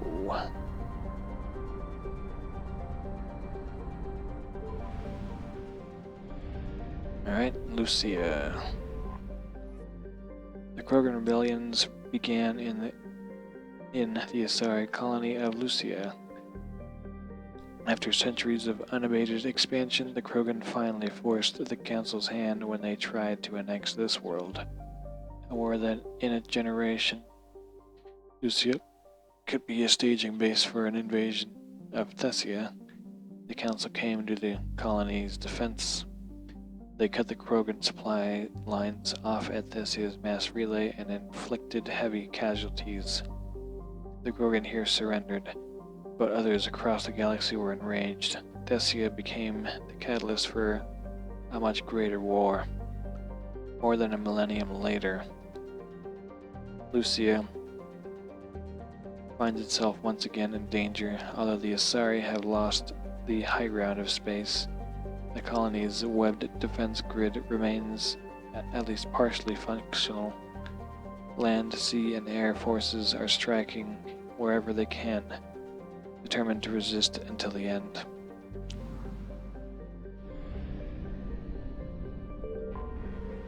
We have Galan. Is a hydrogen-helium gas giant. The Reapers have destroyed its fueling infrastructure. During the Lucia campaign that started the Krogan rebellions, Niagolan was the site of Krogan overlord Kredak's ultimate defeat. As his flagship was discharging its drive core and undergoing repairs, an Asari commando team snuck on board and detonated resonant warp bombs, sacrificing their lives to destroy the vessel through explosive decompression. Nice.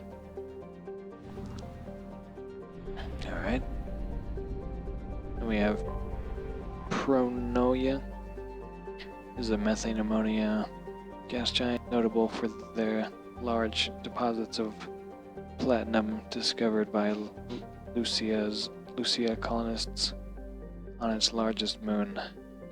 Asari have been selling the precious metal used in some medical equipment to the Serta Foundation for less than its market value. The discount may have single-handedly saved Serta from bankruptcy, a debt that is rapidly being repaid galaxy-wide through Serta's humanitarian efforts.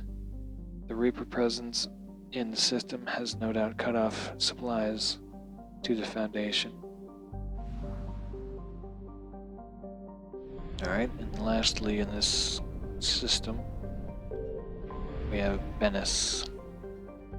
Gas giant Bennis is the outermost gas giant of the Tomorrow system. It likely formed much closer to the system's star and migrated outwards over time. A debris field of scrap metal near the planet suggests Reapers have been near. Alright, next system in this cluster, which is over here. Burnio.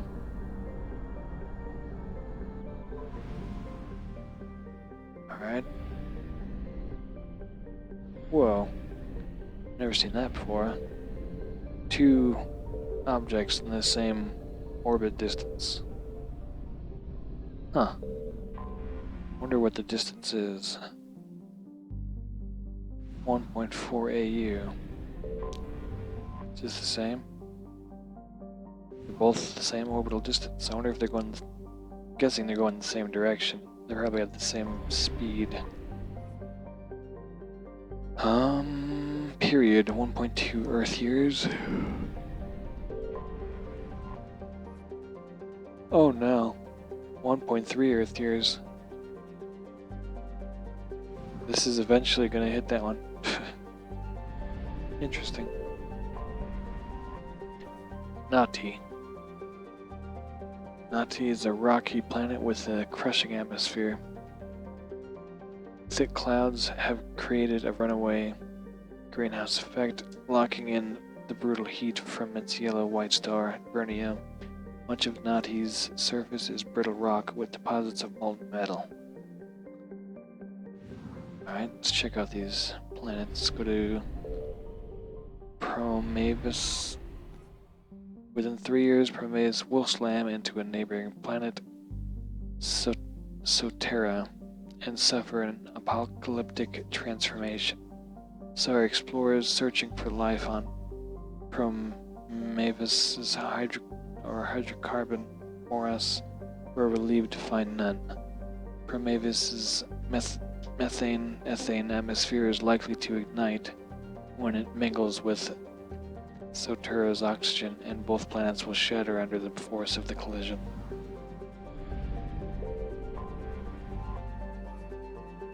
Sotera's atmosphere retains a modest amount of oxygen, but is too hot to support life that relies on liquid water. This is fortunate because projections show that Sotera will collide with Prometheus, a planet crossing its orbit within the next 3 years. The impact is expected to pulverize both worlds while forming new asteroids and moons. The Asari have constructed research stations at safe distances to record this rare event.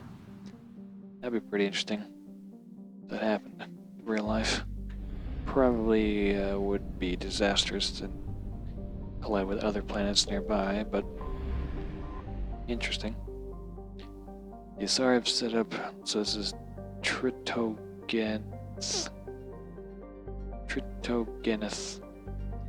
The Asari have set up research stations on the largest moon of Tritogeneth, the gas giant, in order to observe the eventual collision of Promavis and Sotera. A Reaper troop transport can be seen here, indicating that the Reapers sent a small force to capture or kill the station staff. Why did they not destroy the station outright is a mystery. Why they did not destroy the station outright is a mystery. It could be that the direct collision of two planets is so rare that the Reapers wish to observe the results.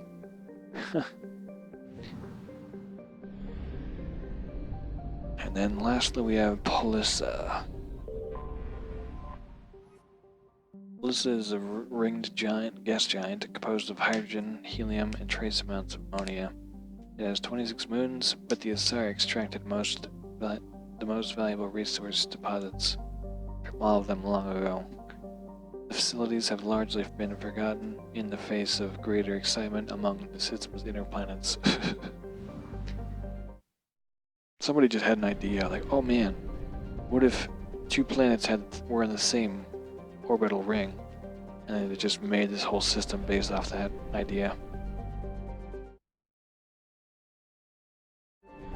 Okay, Attican Beta.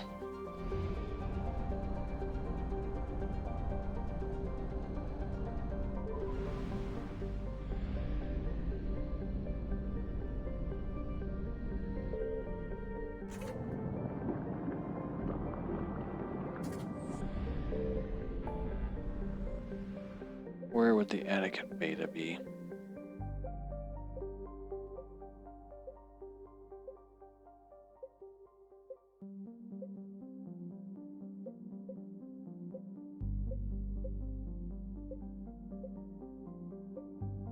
There it is.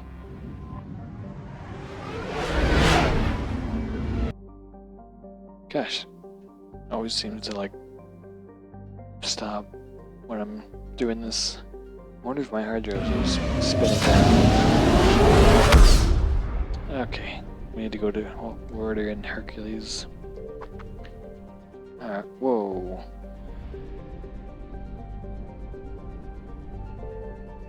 Oh, whoever did this website is wrong. Anyway, we got cited. The proximity of the energetic star Hercules causes constant blue and violet auroras inside its nitrogen-argon atmosphere. During periods of increased solar flares, the auroras are bright enough to read by on the surface. Oh. And can be seen with off-the-shelf optics from a distance of several AU. Cited's scorching hot surface is mainly composed of magnesium with deposits of iron. A surprising variety of simple carbon-based life flourishes in a complex network of cave systems that wind through the crust, protected from Hercules' heat and radiation. Okay, now we have this one, which is Zathura. Isn't there a movie called Zathura? It's a small rock planet with a thin atmosphere of carbon dioxide and hydrogen sulfide. The surface is scorching hot and mainly composed of sulfur with deposits of boron. Alright. Elitania. Elitania appears to be a world eminently suited for colonization. It is covered by a verdant carpet of Moses. Or, no, not Moses. A verdant carpet of mosses, algae, and lichen. It possesses a thick oxygenated atmosphere However, its animal kingdom is a web of microscopic symbiotic creatures that are both impossible to filter from the air and necessary for the native life to thrive. Unfortunately, they cause anaphylactic shock if inhaled by non-native life forms.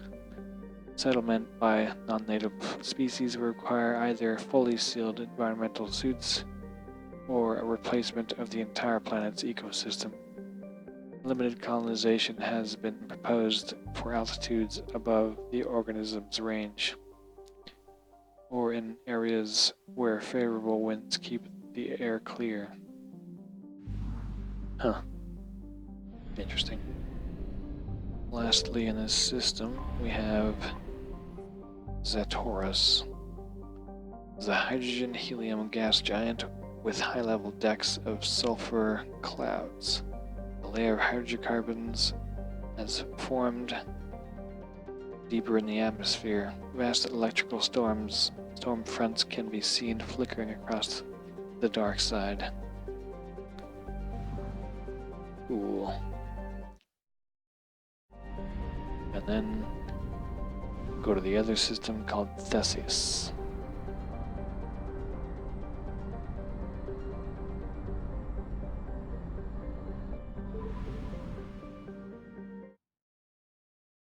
So this one I might have read everything from, but whatever. Saitao is shrouded by a high-pressure atmosphere composed of carbon dioxide and sulfuric acids. The surface is composed of geologically young plains of volcanic basalts and rhyolites with high concentrations of carbon radioactives. Saitao is rapidly volcanic. A dozen supervolcanoes, 50 to 120 kilometers wide, are erupting across the planet. Saitao's carbon content and constant volcanism make natural diamonds plentiful and extremely costly and dangerous to recover. Then we have Pharos. The Exogenic Corporation has founded a pilot colony on Pharos to explore the Prothean ruins that blanket 2/3 of the planet's landmass. The atmosphere is fouled with dust. Terrestrial travels hampered by crumbled debris, dozens of meters deep. There are indications that Pharos was a much cooler world in the past, but Pharos has 2 large moons, Orkan the Farther and Vardet. Alright. Quanan, or Quana. Quana's frozen surface is rich with heavy metals, and the planet's higher than average density suggests further mineral richness in depths. The atmosphere is composed of nitrogen and carbon monoxide. The remains of a well-developed Prothean mining structure dot the planet. Abandoned mines are connected to dead cities by collapsed maglev lines. Unlike the crumbling skyscrapers of Pharos, Quana's ruins are reasonably intact. Unfortunately, this only made it easier for looters to strip the silent necropolis of anything valuable. Alright, then we have... what? There's 2 planets here. Oh. They're out of order. Interesting. Charing. Okay. Charing is a standard hydrogen-helium gas giant. The atmosphere contains trace amounts of helium methane and surprisingly large amounts of water vapor, making the atmosphere a striking mix of browns, blues, and whites. Of Charing's 60-odd moons, 2 have diameters of over 3,000 kilometers, Both have signs of former Prothean development, suggesting sharing may have been mined for helium-3. Lastly, in this whole cluster is Logan. Logan is a standard hydrogen helium gas giant. The survey team who charted the system 20 years ago reported that many strange disturbances in Logan's cloud bands, suggesting many remarkable large solid objects were present beneath the cloud tops. As ships approach, however, they subsided one by one. These disturbances have not been reported again. Whoa. Interesting. Alright.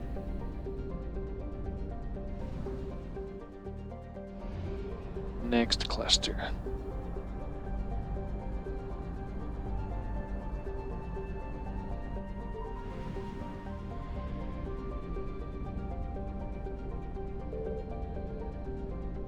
There's no gas here.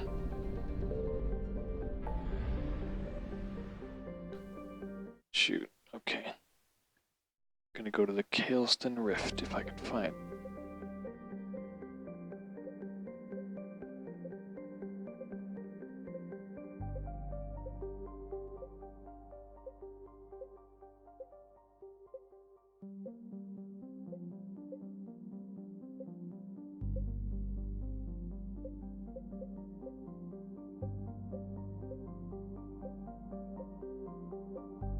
Whoa, what? Kailston Rift.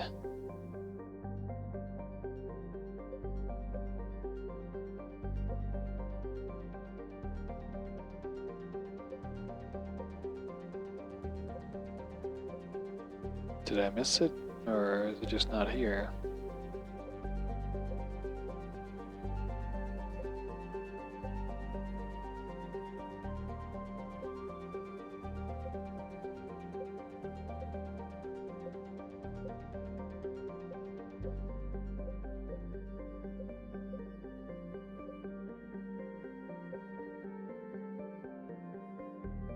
I don't see it.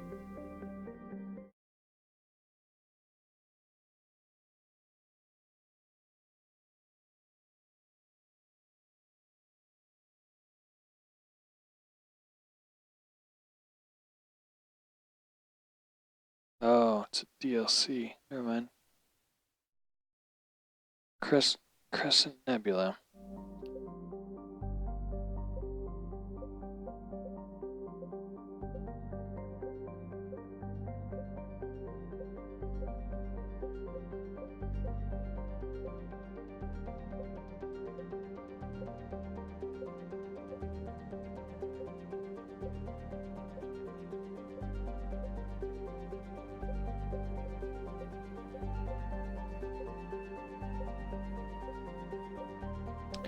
I don't see that one either.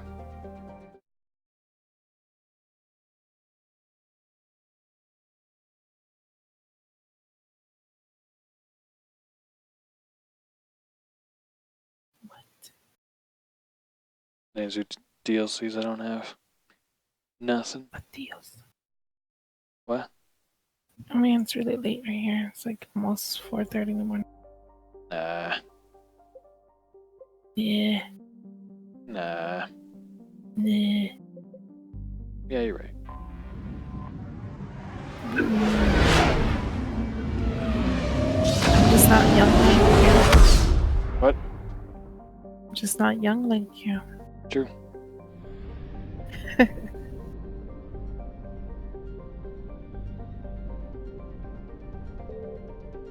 Arcadia.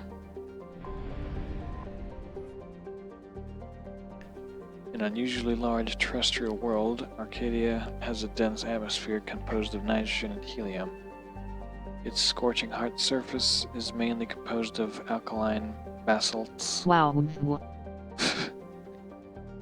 But metal deposits are plentiful, although several spectacular examples of columnar basalt formation offer scenic beauty. Arcadia's hostile environment has precluded commercial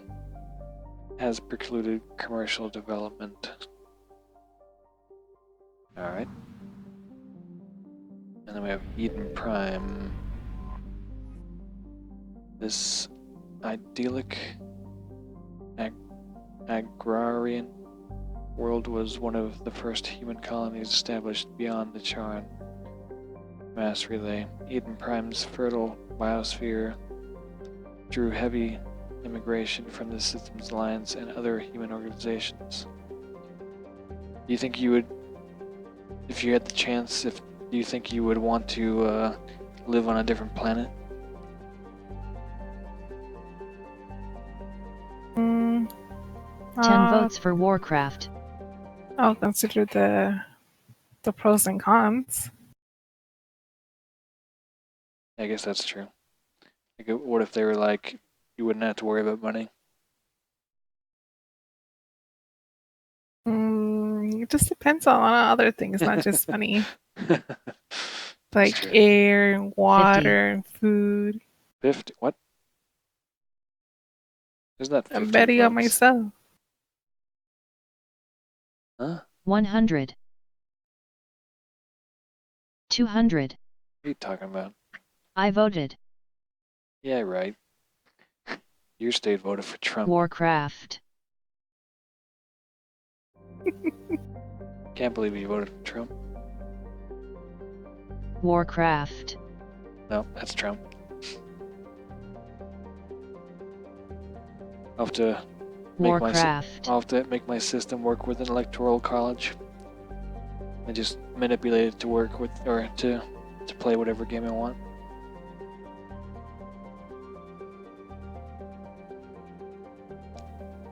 In 2183, Eden Prime was attacked by a Geth force led by the rogue Spectre Saren Arturius. Commander Shepard, responding to the attack, encountered a Prothean beacon that warned of an imminent Reaper. I voted 500 times for Warcraft, so you play invasion. that next. We should have voted 500 times for Trump, or for 500 times. You put 500? Yeah, it's a mistake. That's hilarious. How the heck did you do that? 50 times. That's hilarious. What the heck? You're drunk. 50 times. It's hilarious. Wow.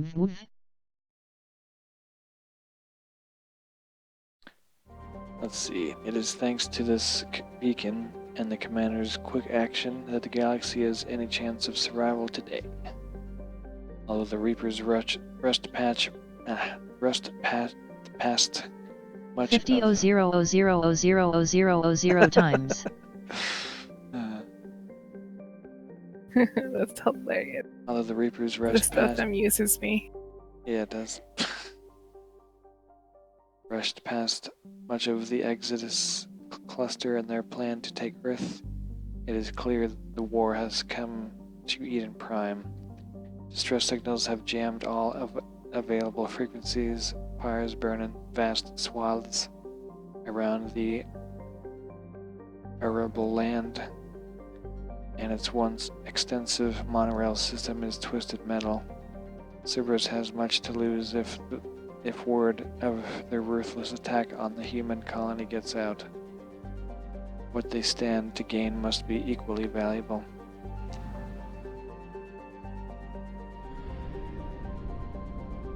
Aren't you supposed to be asleep? Yep. I'm sure your children, I don't know how many, will wake you up in like 2 hours.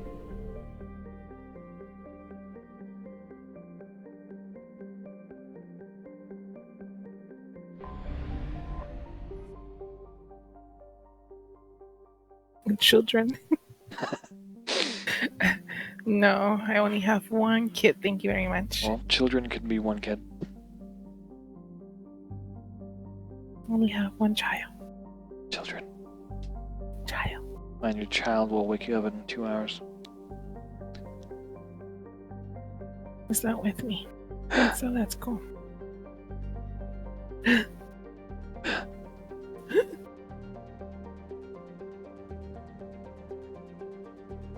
Let's see here. We got Zion. Peer pressure to vote for Warcraft. I don't think anybody else is watching. I don't think they want to watch Warcraft either. But they'll get to see me probably. What? So they'll probably be playing with you. Duh. But I'll be playing the RTS Warcraft. Mm-hmm. The RTS. Hmm? The real-time strategy. Mm-hmm. That's not World of Warcraft. Mm-hmm. What? Mm-hmm. Zion is a hydrogen helium gas giant even larger than Jupiter. Despite its deep gravity well and... You said if I put it for Warcraft, it's the same thing as WoW. Yeah, but I had to beat Warcraft 1, 2, and 3 before I'd play World of Warcraft, so it'd take a while. Okay, either way, play WoW, okay? Eventually, one day, after... So far it's going to be after Fallout. Fallout has 4 games. Actually, it has 5 games. Have you even bought the expansion yet? No. Maybe... What's wrong with you? Maybe in a year when I finally get around to playing WoW, I'll have it. I'm not gonna watch your stream anymore. I quit. Alright, see ya. Despite its deep gravity well and lethal radiation, it supports small helium-free mining industry.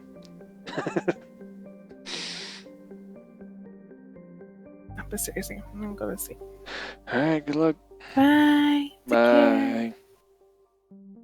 Bye. Bye. Stream. Bye, stream. Vote for WoW. Vote for Hillary. 5-0. Hey, Blood. Hey, Phoenix Hawk, how's it going? 500 times. Hey, Phoenix. Wink, wink. Vote for Warcraft. Pretty good. I think you voted for Dragon Age. Man, Phoenix, you're lame.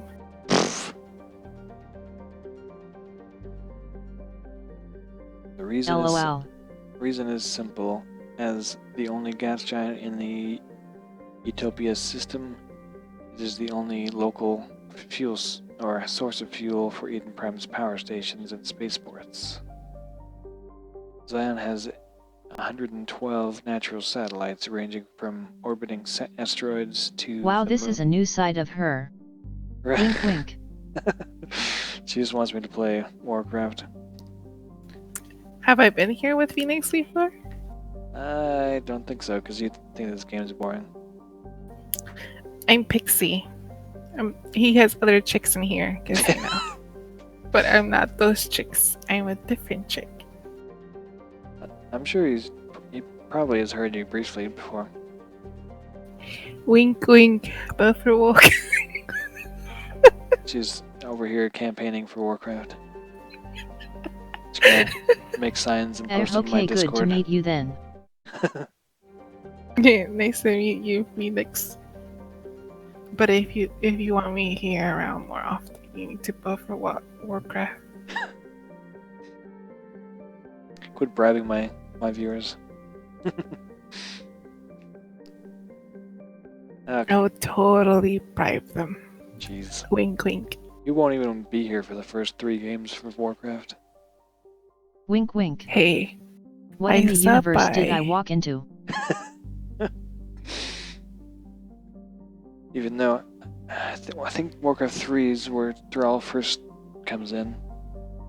Well, you know what? What? I still stop by from time to time, okay? You've been playing this game forever now.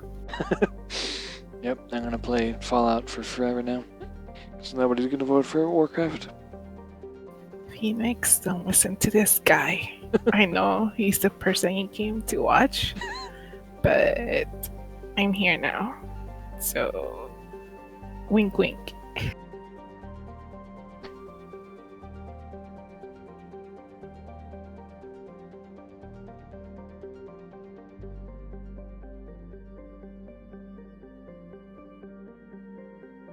Okay, let's finish reading this.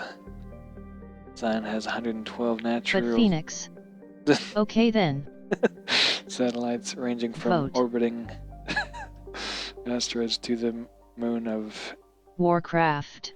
Asphodel, which is large enough to retain a thick atmosphere. He probably doesn't even know where to vote. Oh, I'll show you. I show you. Don't worry. Put there.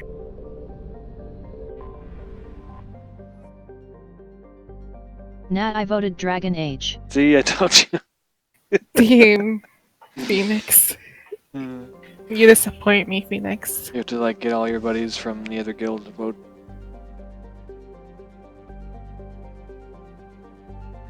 You have to see if Bring you my can whole gang up in this Yeah. bitch See if you can and get- have them all vote for Warcraft. see if you can get Pi to vote. I haven't seen Pi in a while. Jeez. Not even on WoW. Has he been streaming? I don't think I've seen him stream. He was streaming like 3 weeks ago, but then he gosh. stopped and I don't know where he's at. Like I haven't Oh. seen him. Maybe Do he you know got that we did it for like a couple weeks? sent into Iraq. He's out of that. He cannot go back. Maybe he accepted another position. No, he can't. He has medical issues. Wow. Yeah. Quit shading. No shading on my stream. What? No You casting have some shade. interesting friends, Blood. Thank you. I make the stream more exciting. You guys. I can read for it to you. Nirvana has a little of What? it says there Nirvana has little of commercial or scientific interest. You're gonna Can read the read rest of my too. planets for me? Yeah. Okay. Some of these words I don't even know how to pronounce. Now you know what I've got to go through. Go on. But that line, I'm gonna skip all that. No, you can't The skip. lines maintain, you know. I don't know how you do this. But am I a narrator? Yeah. Oh wait. I'm done reading. Okay.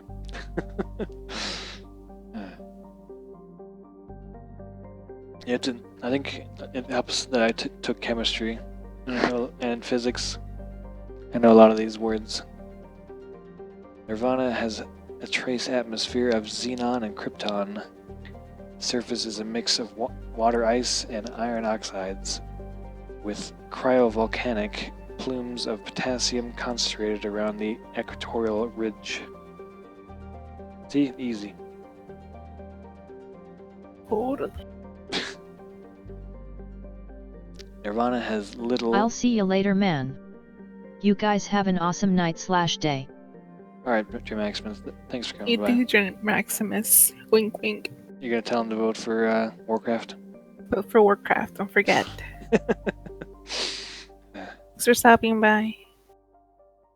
Let's see. Nirvana has little of commercial or scientific interest, though a few geological research stations were constructed in the early 2160s. All have been shut down for years. I scared your Maximus away with all the winking. What? I scared By your vote Maximus Dragon Age. away. We're gonna have Phoenix campaigning for Dragon Age now too. It's okay. I can handle a little competition.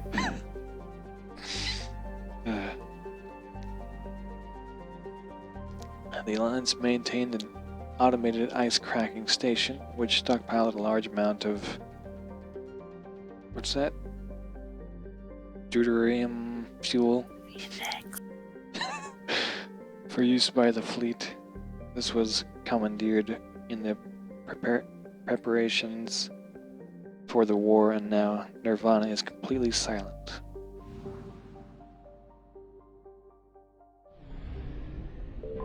I even have access to Dragon Age. This Dragon Age, anyways. Uh, I mean, Dragon Age. It's like an RP. It's like single player WoW in the most basic terms. It's more like, I think, isn't it turn-based kind of? I think it's kind of I like don't know. a medieval Fallout. I think in a way. I don't think he knows. Phoenix. This What the- guy doesn't even know what he's talking about. You want him playing this game? Just because you don't know what I'm talking I about. don't think so. Yeah. I played Dragon Age Origins for a little bit. I think I remember it being. No, it's not turn-based. Okay, well I guess I'm wrong. See? This guy. I'm telling you, Felix. See, that's what makes it interesting, because I barely know anything about it. Yeah, I remember playing Origins a little bit, not very long. I think I got pretty interested in the story, but then for some reason I didn't continue it.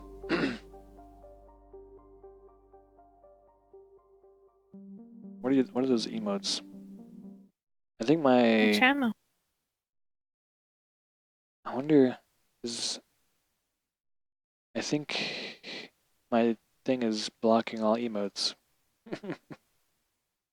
No, that one is I like gasms. It's like a girl like doing like a orgasm face, and the other Jeez. one's like I like spink, and it says spink, kind of like spinking.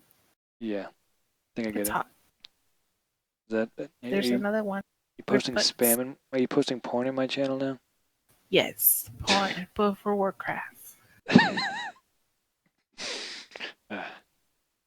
I guess my bot takes out what are they called now? Bacon effect. I don't know if that works here. It might, if it's a better Twitch TV thing, it might. I might have to enable it. Yeah, this one's a better TV. The gasm ones. No, the bacon effect one. Yeah. But I think I have to. I think you. What does it even mean? I don't know. You like bacon or something? I think it has to do with Mass Effect. That's what this game's called. Didn't you say you were going to bed? Leave Phoenix Hawk here to convince everybody to vote for Dragon Age. How are ya, Phoenix? Xanadu's atmosphere is composed of methane and argon, while the planet's frozen surface is largely potassium with deposits of calcium. Its location in the deep cold of the other system and the lack of valuable resources leave little to recommend it.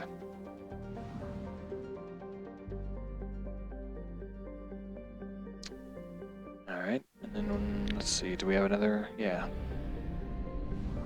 Why didn't we go to the other one first? Asgard. Isn't that like some I think Phoenix went away. I scared him.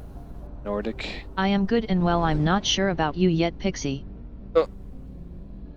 I just had too much coconut water. What? And it's really late for me. It's like Coconut almost water? 5 in the morning. Is there a lot of sugar in coconut water or So something? I'm no. So I'm like super hyper. How are you hyper right from now. coconut water? Well, hyper slash tired slash hallucinating slash voting for No, it's natural coconut water. Well, It's just how coconut does water. that make you hyper? Cause it's life. Getting hyper on life? I love it. Yeah, coconut water is like my life. Okay, Oh shit, I think I It's went to the like- wrong place. it's everything. You guys all have to drink coconut water. You can totally share your coconut water with me, but not right now because I'm kind of sick. But I just drink water. I'm good, Phoenix. Don't get scared. I don't bite. I just nibble a little. Whoa, it's really. What happened? Where are you going? What? Where are you going in your thing? in the game. Going to a different cluster. Why don't you play Eve? This is kind of Eve is kind of like, oh, like that stuff. That costs money per month. Is it a monthly thing too? Yeah, it's an MMO. Really?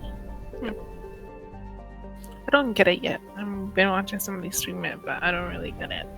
It's But I know that's like all spacey and stuff. it's more of I just thought it was like a one. It's more of a like, you know how people play the auction house on Warcraft? Mm-hmm. There's a lot more of that and less regulation. Like Sounds like you can get lots of money.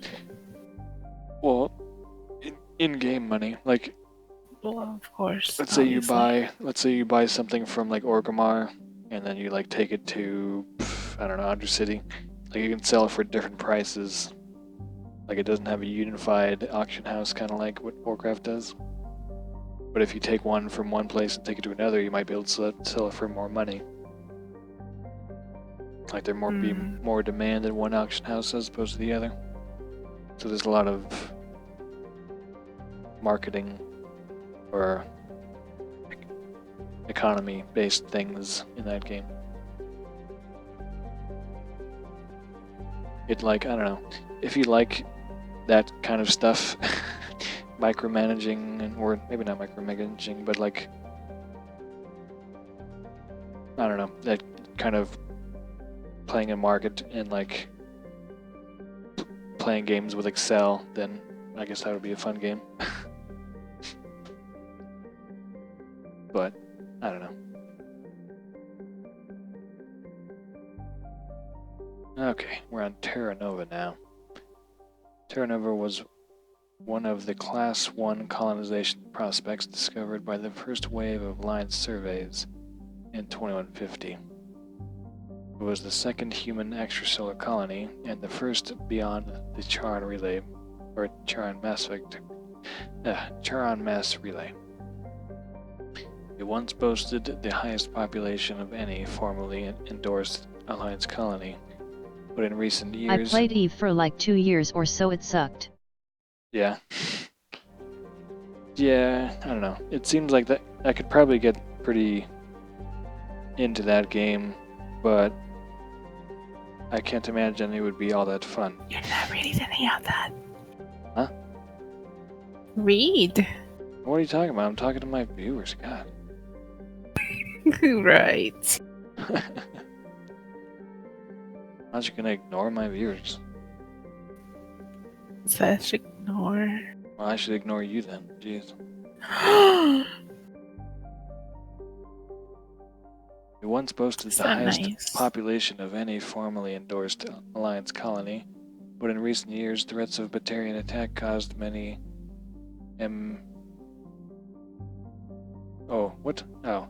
It's caused many to immigrate. It seems like it's misspelled, but I'm guessing it's not.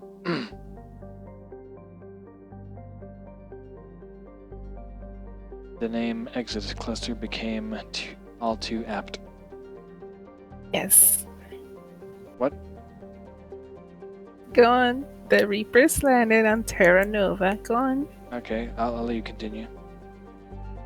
What? I'll let you continue. You were off to a good start.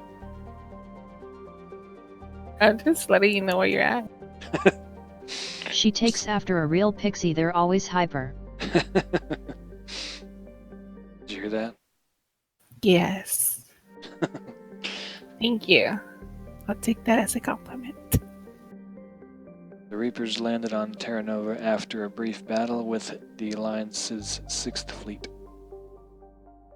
Aware that it would lose, the fleet retreated in hopes of meeting with allies and retaking the planet.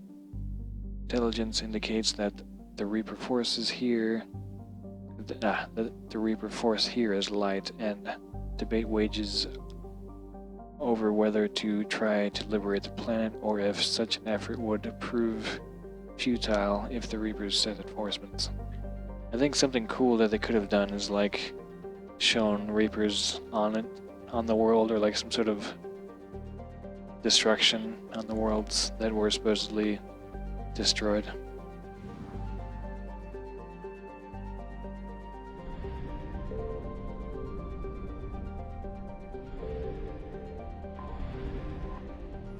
Alright, and we have Bohr.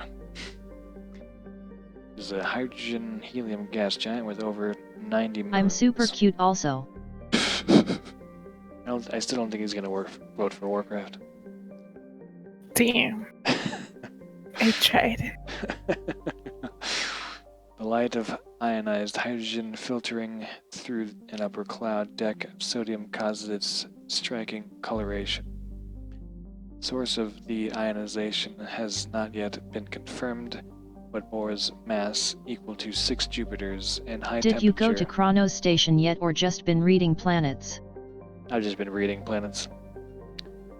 I decided I'm going to read all the planets before I progress.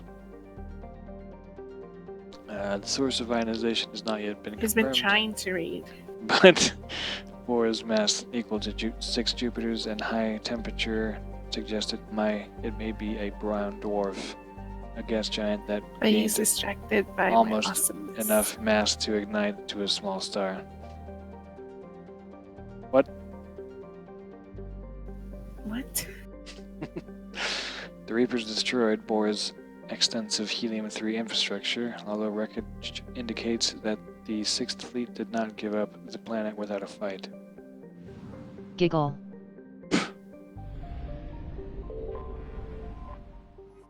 Tyr, I don't know, is compositionally similar to Earth. However, it lies over 4 AU from Asgard and possesses an atmosphere primarily composed of nitrogen and ethane. While a potential target for terraforming, the proximity of the shirt sleeves habitable. Terra Nova relegated Tyr to a support role. Nearly 100 corporations, human and alien, constructed tele-operated mining, refining, and manufacturing facilities across the planet. It's funner when I'm here. Reapers immediately targeted these, seeking to cut off the Alliance's supply of hydrogen fuel cells.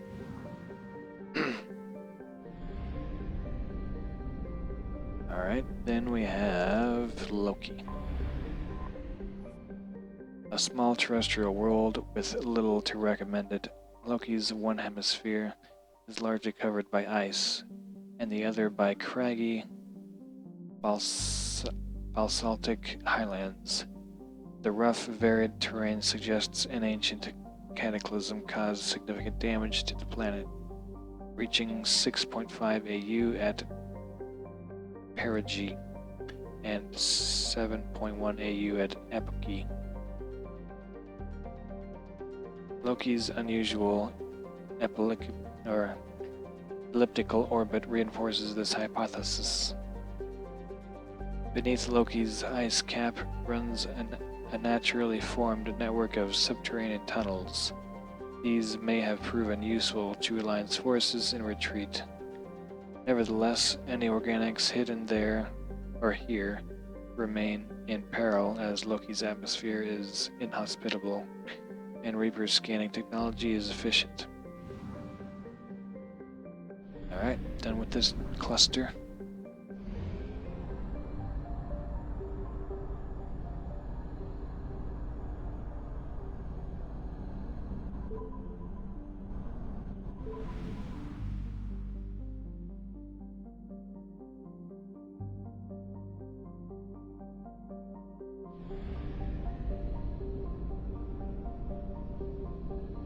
Good try, but I already voted for Dragon Age. I think you can change it. I think I set it up to where if you wanted to, you could change it. Is that You true? can. You were able to? Yep. Okay. Just making sure. Not that I want him to, but... Do it. Nah, he doesn't want to. Peer pressure. Wait, Peer Far pressure. Rim. I think there was one over here that was called Far Rim, and I don't think I can access it anymore. That kind of ruins everything.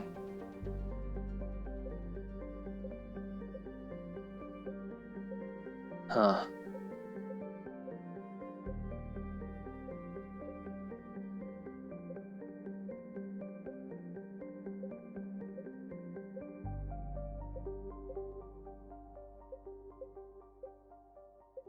Peer pressure.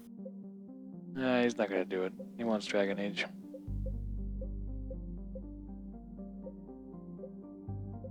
I think I lost my chance of at reading the description of the Far Rim.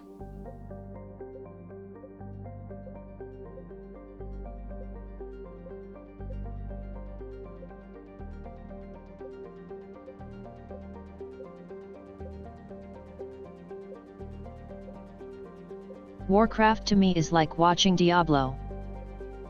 What's wrong with watching Diablo? I love Diablo. Alright, let's skip Far Rim. What about Gemini? God damn it.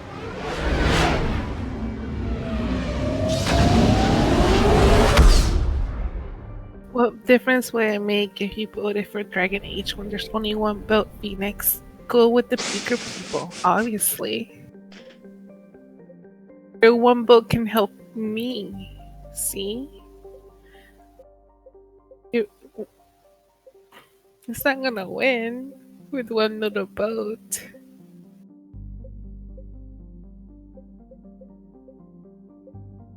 Maybe Do he's gonna do a strategic campaign after you're gone. Just get Oh, like I'm not leaving. maybe he's gonna get like 15 votes for Dragon Age.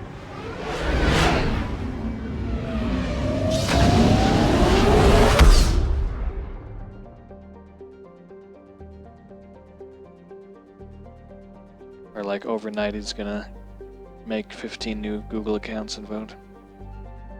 Don't tell him that. Don't tell him my secrets.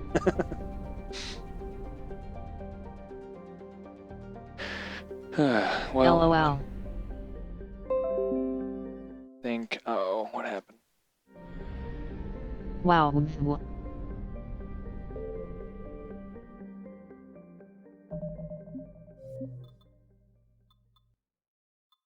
Wait, did it just save it? That's not good. Oh, this was yesterday. Okay, good.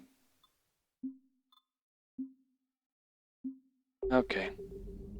Anyway, I think I'll be done for tonight. In any case, even though I didn't do anything besides read planets today. Pretend to read. Pretend to read. Psh, read more than you. Shh. Psh. WoW And is he also overplayed started. like the Fallout series. He also like came in the stream like super late, like an hour late. Me? Yes, you. Said I was gonna be late. So I was on time since I already said I was gonna be late. Nope. I mean, it's pretty much a choice between Warcraft or Fallout, so. So you're gonna be late like 30 minutes before you were supposed to stream. So What? what? That doesn't make any sense. What does that sound? So I think it's or it might be my phone actually. All right. Well, I'm going to bed. See you later. Night. Good night. Yeah. Anyway, thanks everybody for coming by. Hopefully I'll see you guys next time. Hold on. Take care. Yeah. Yep. I'll try to stream on time this time, 10 p.m. PST. But all right. Take it easy.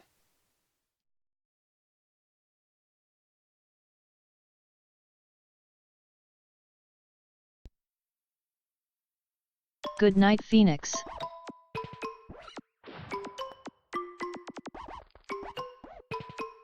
Hugs.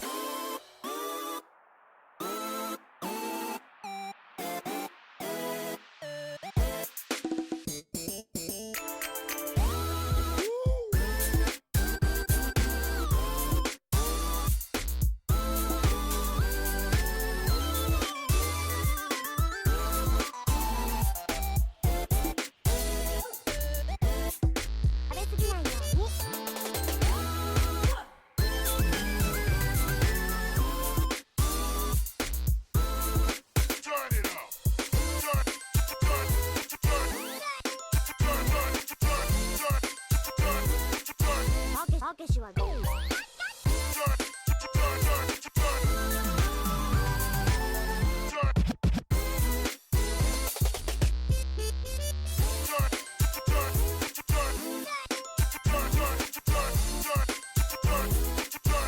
たけしはどう？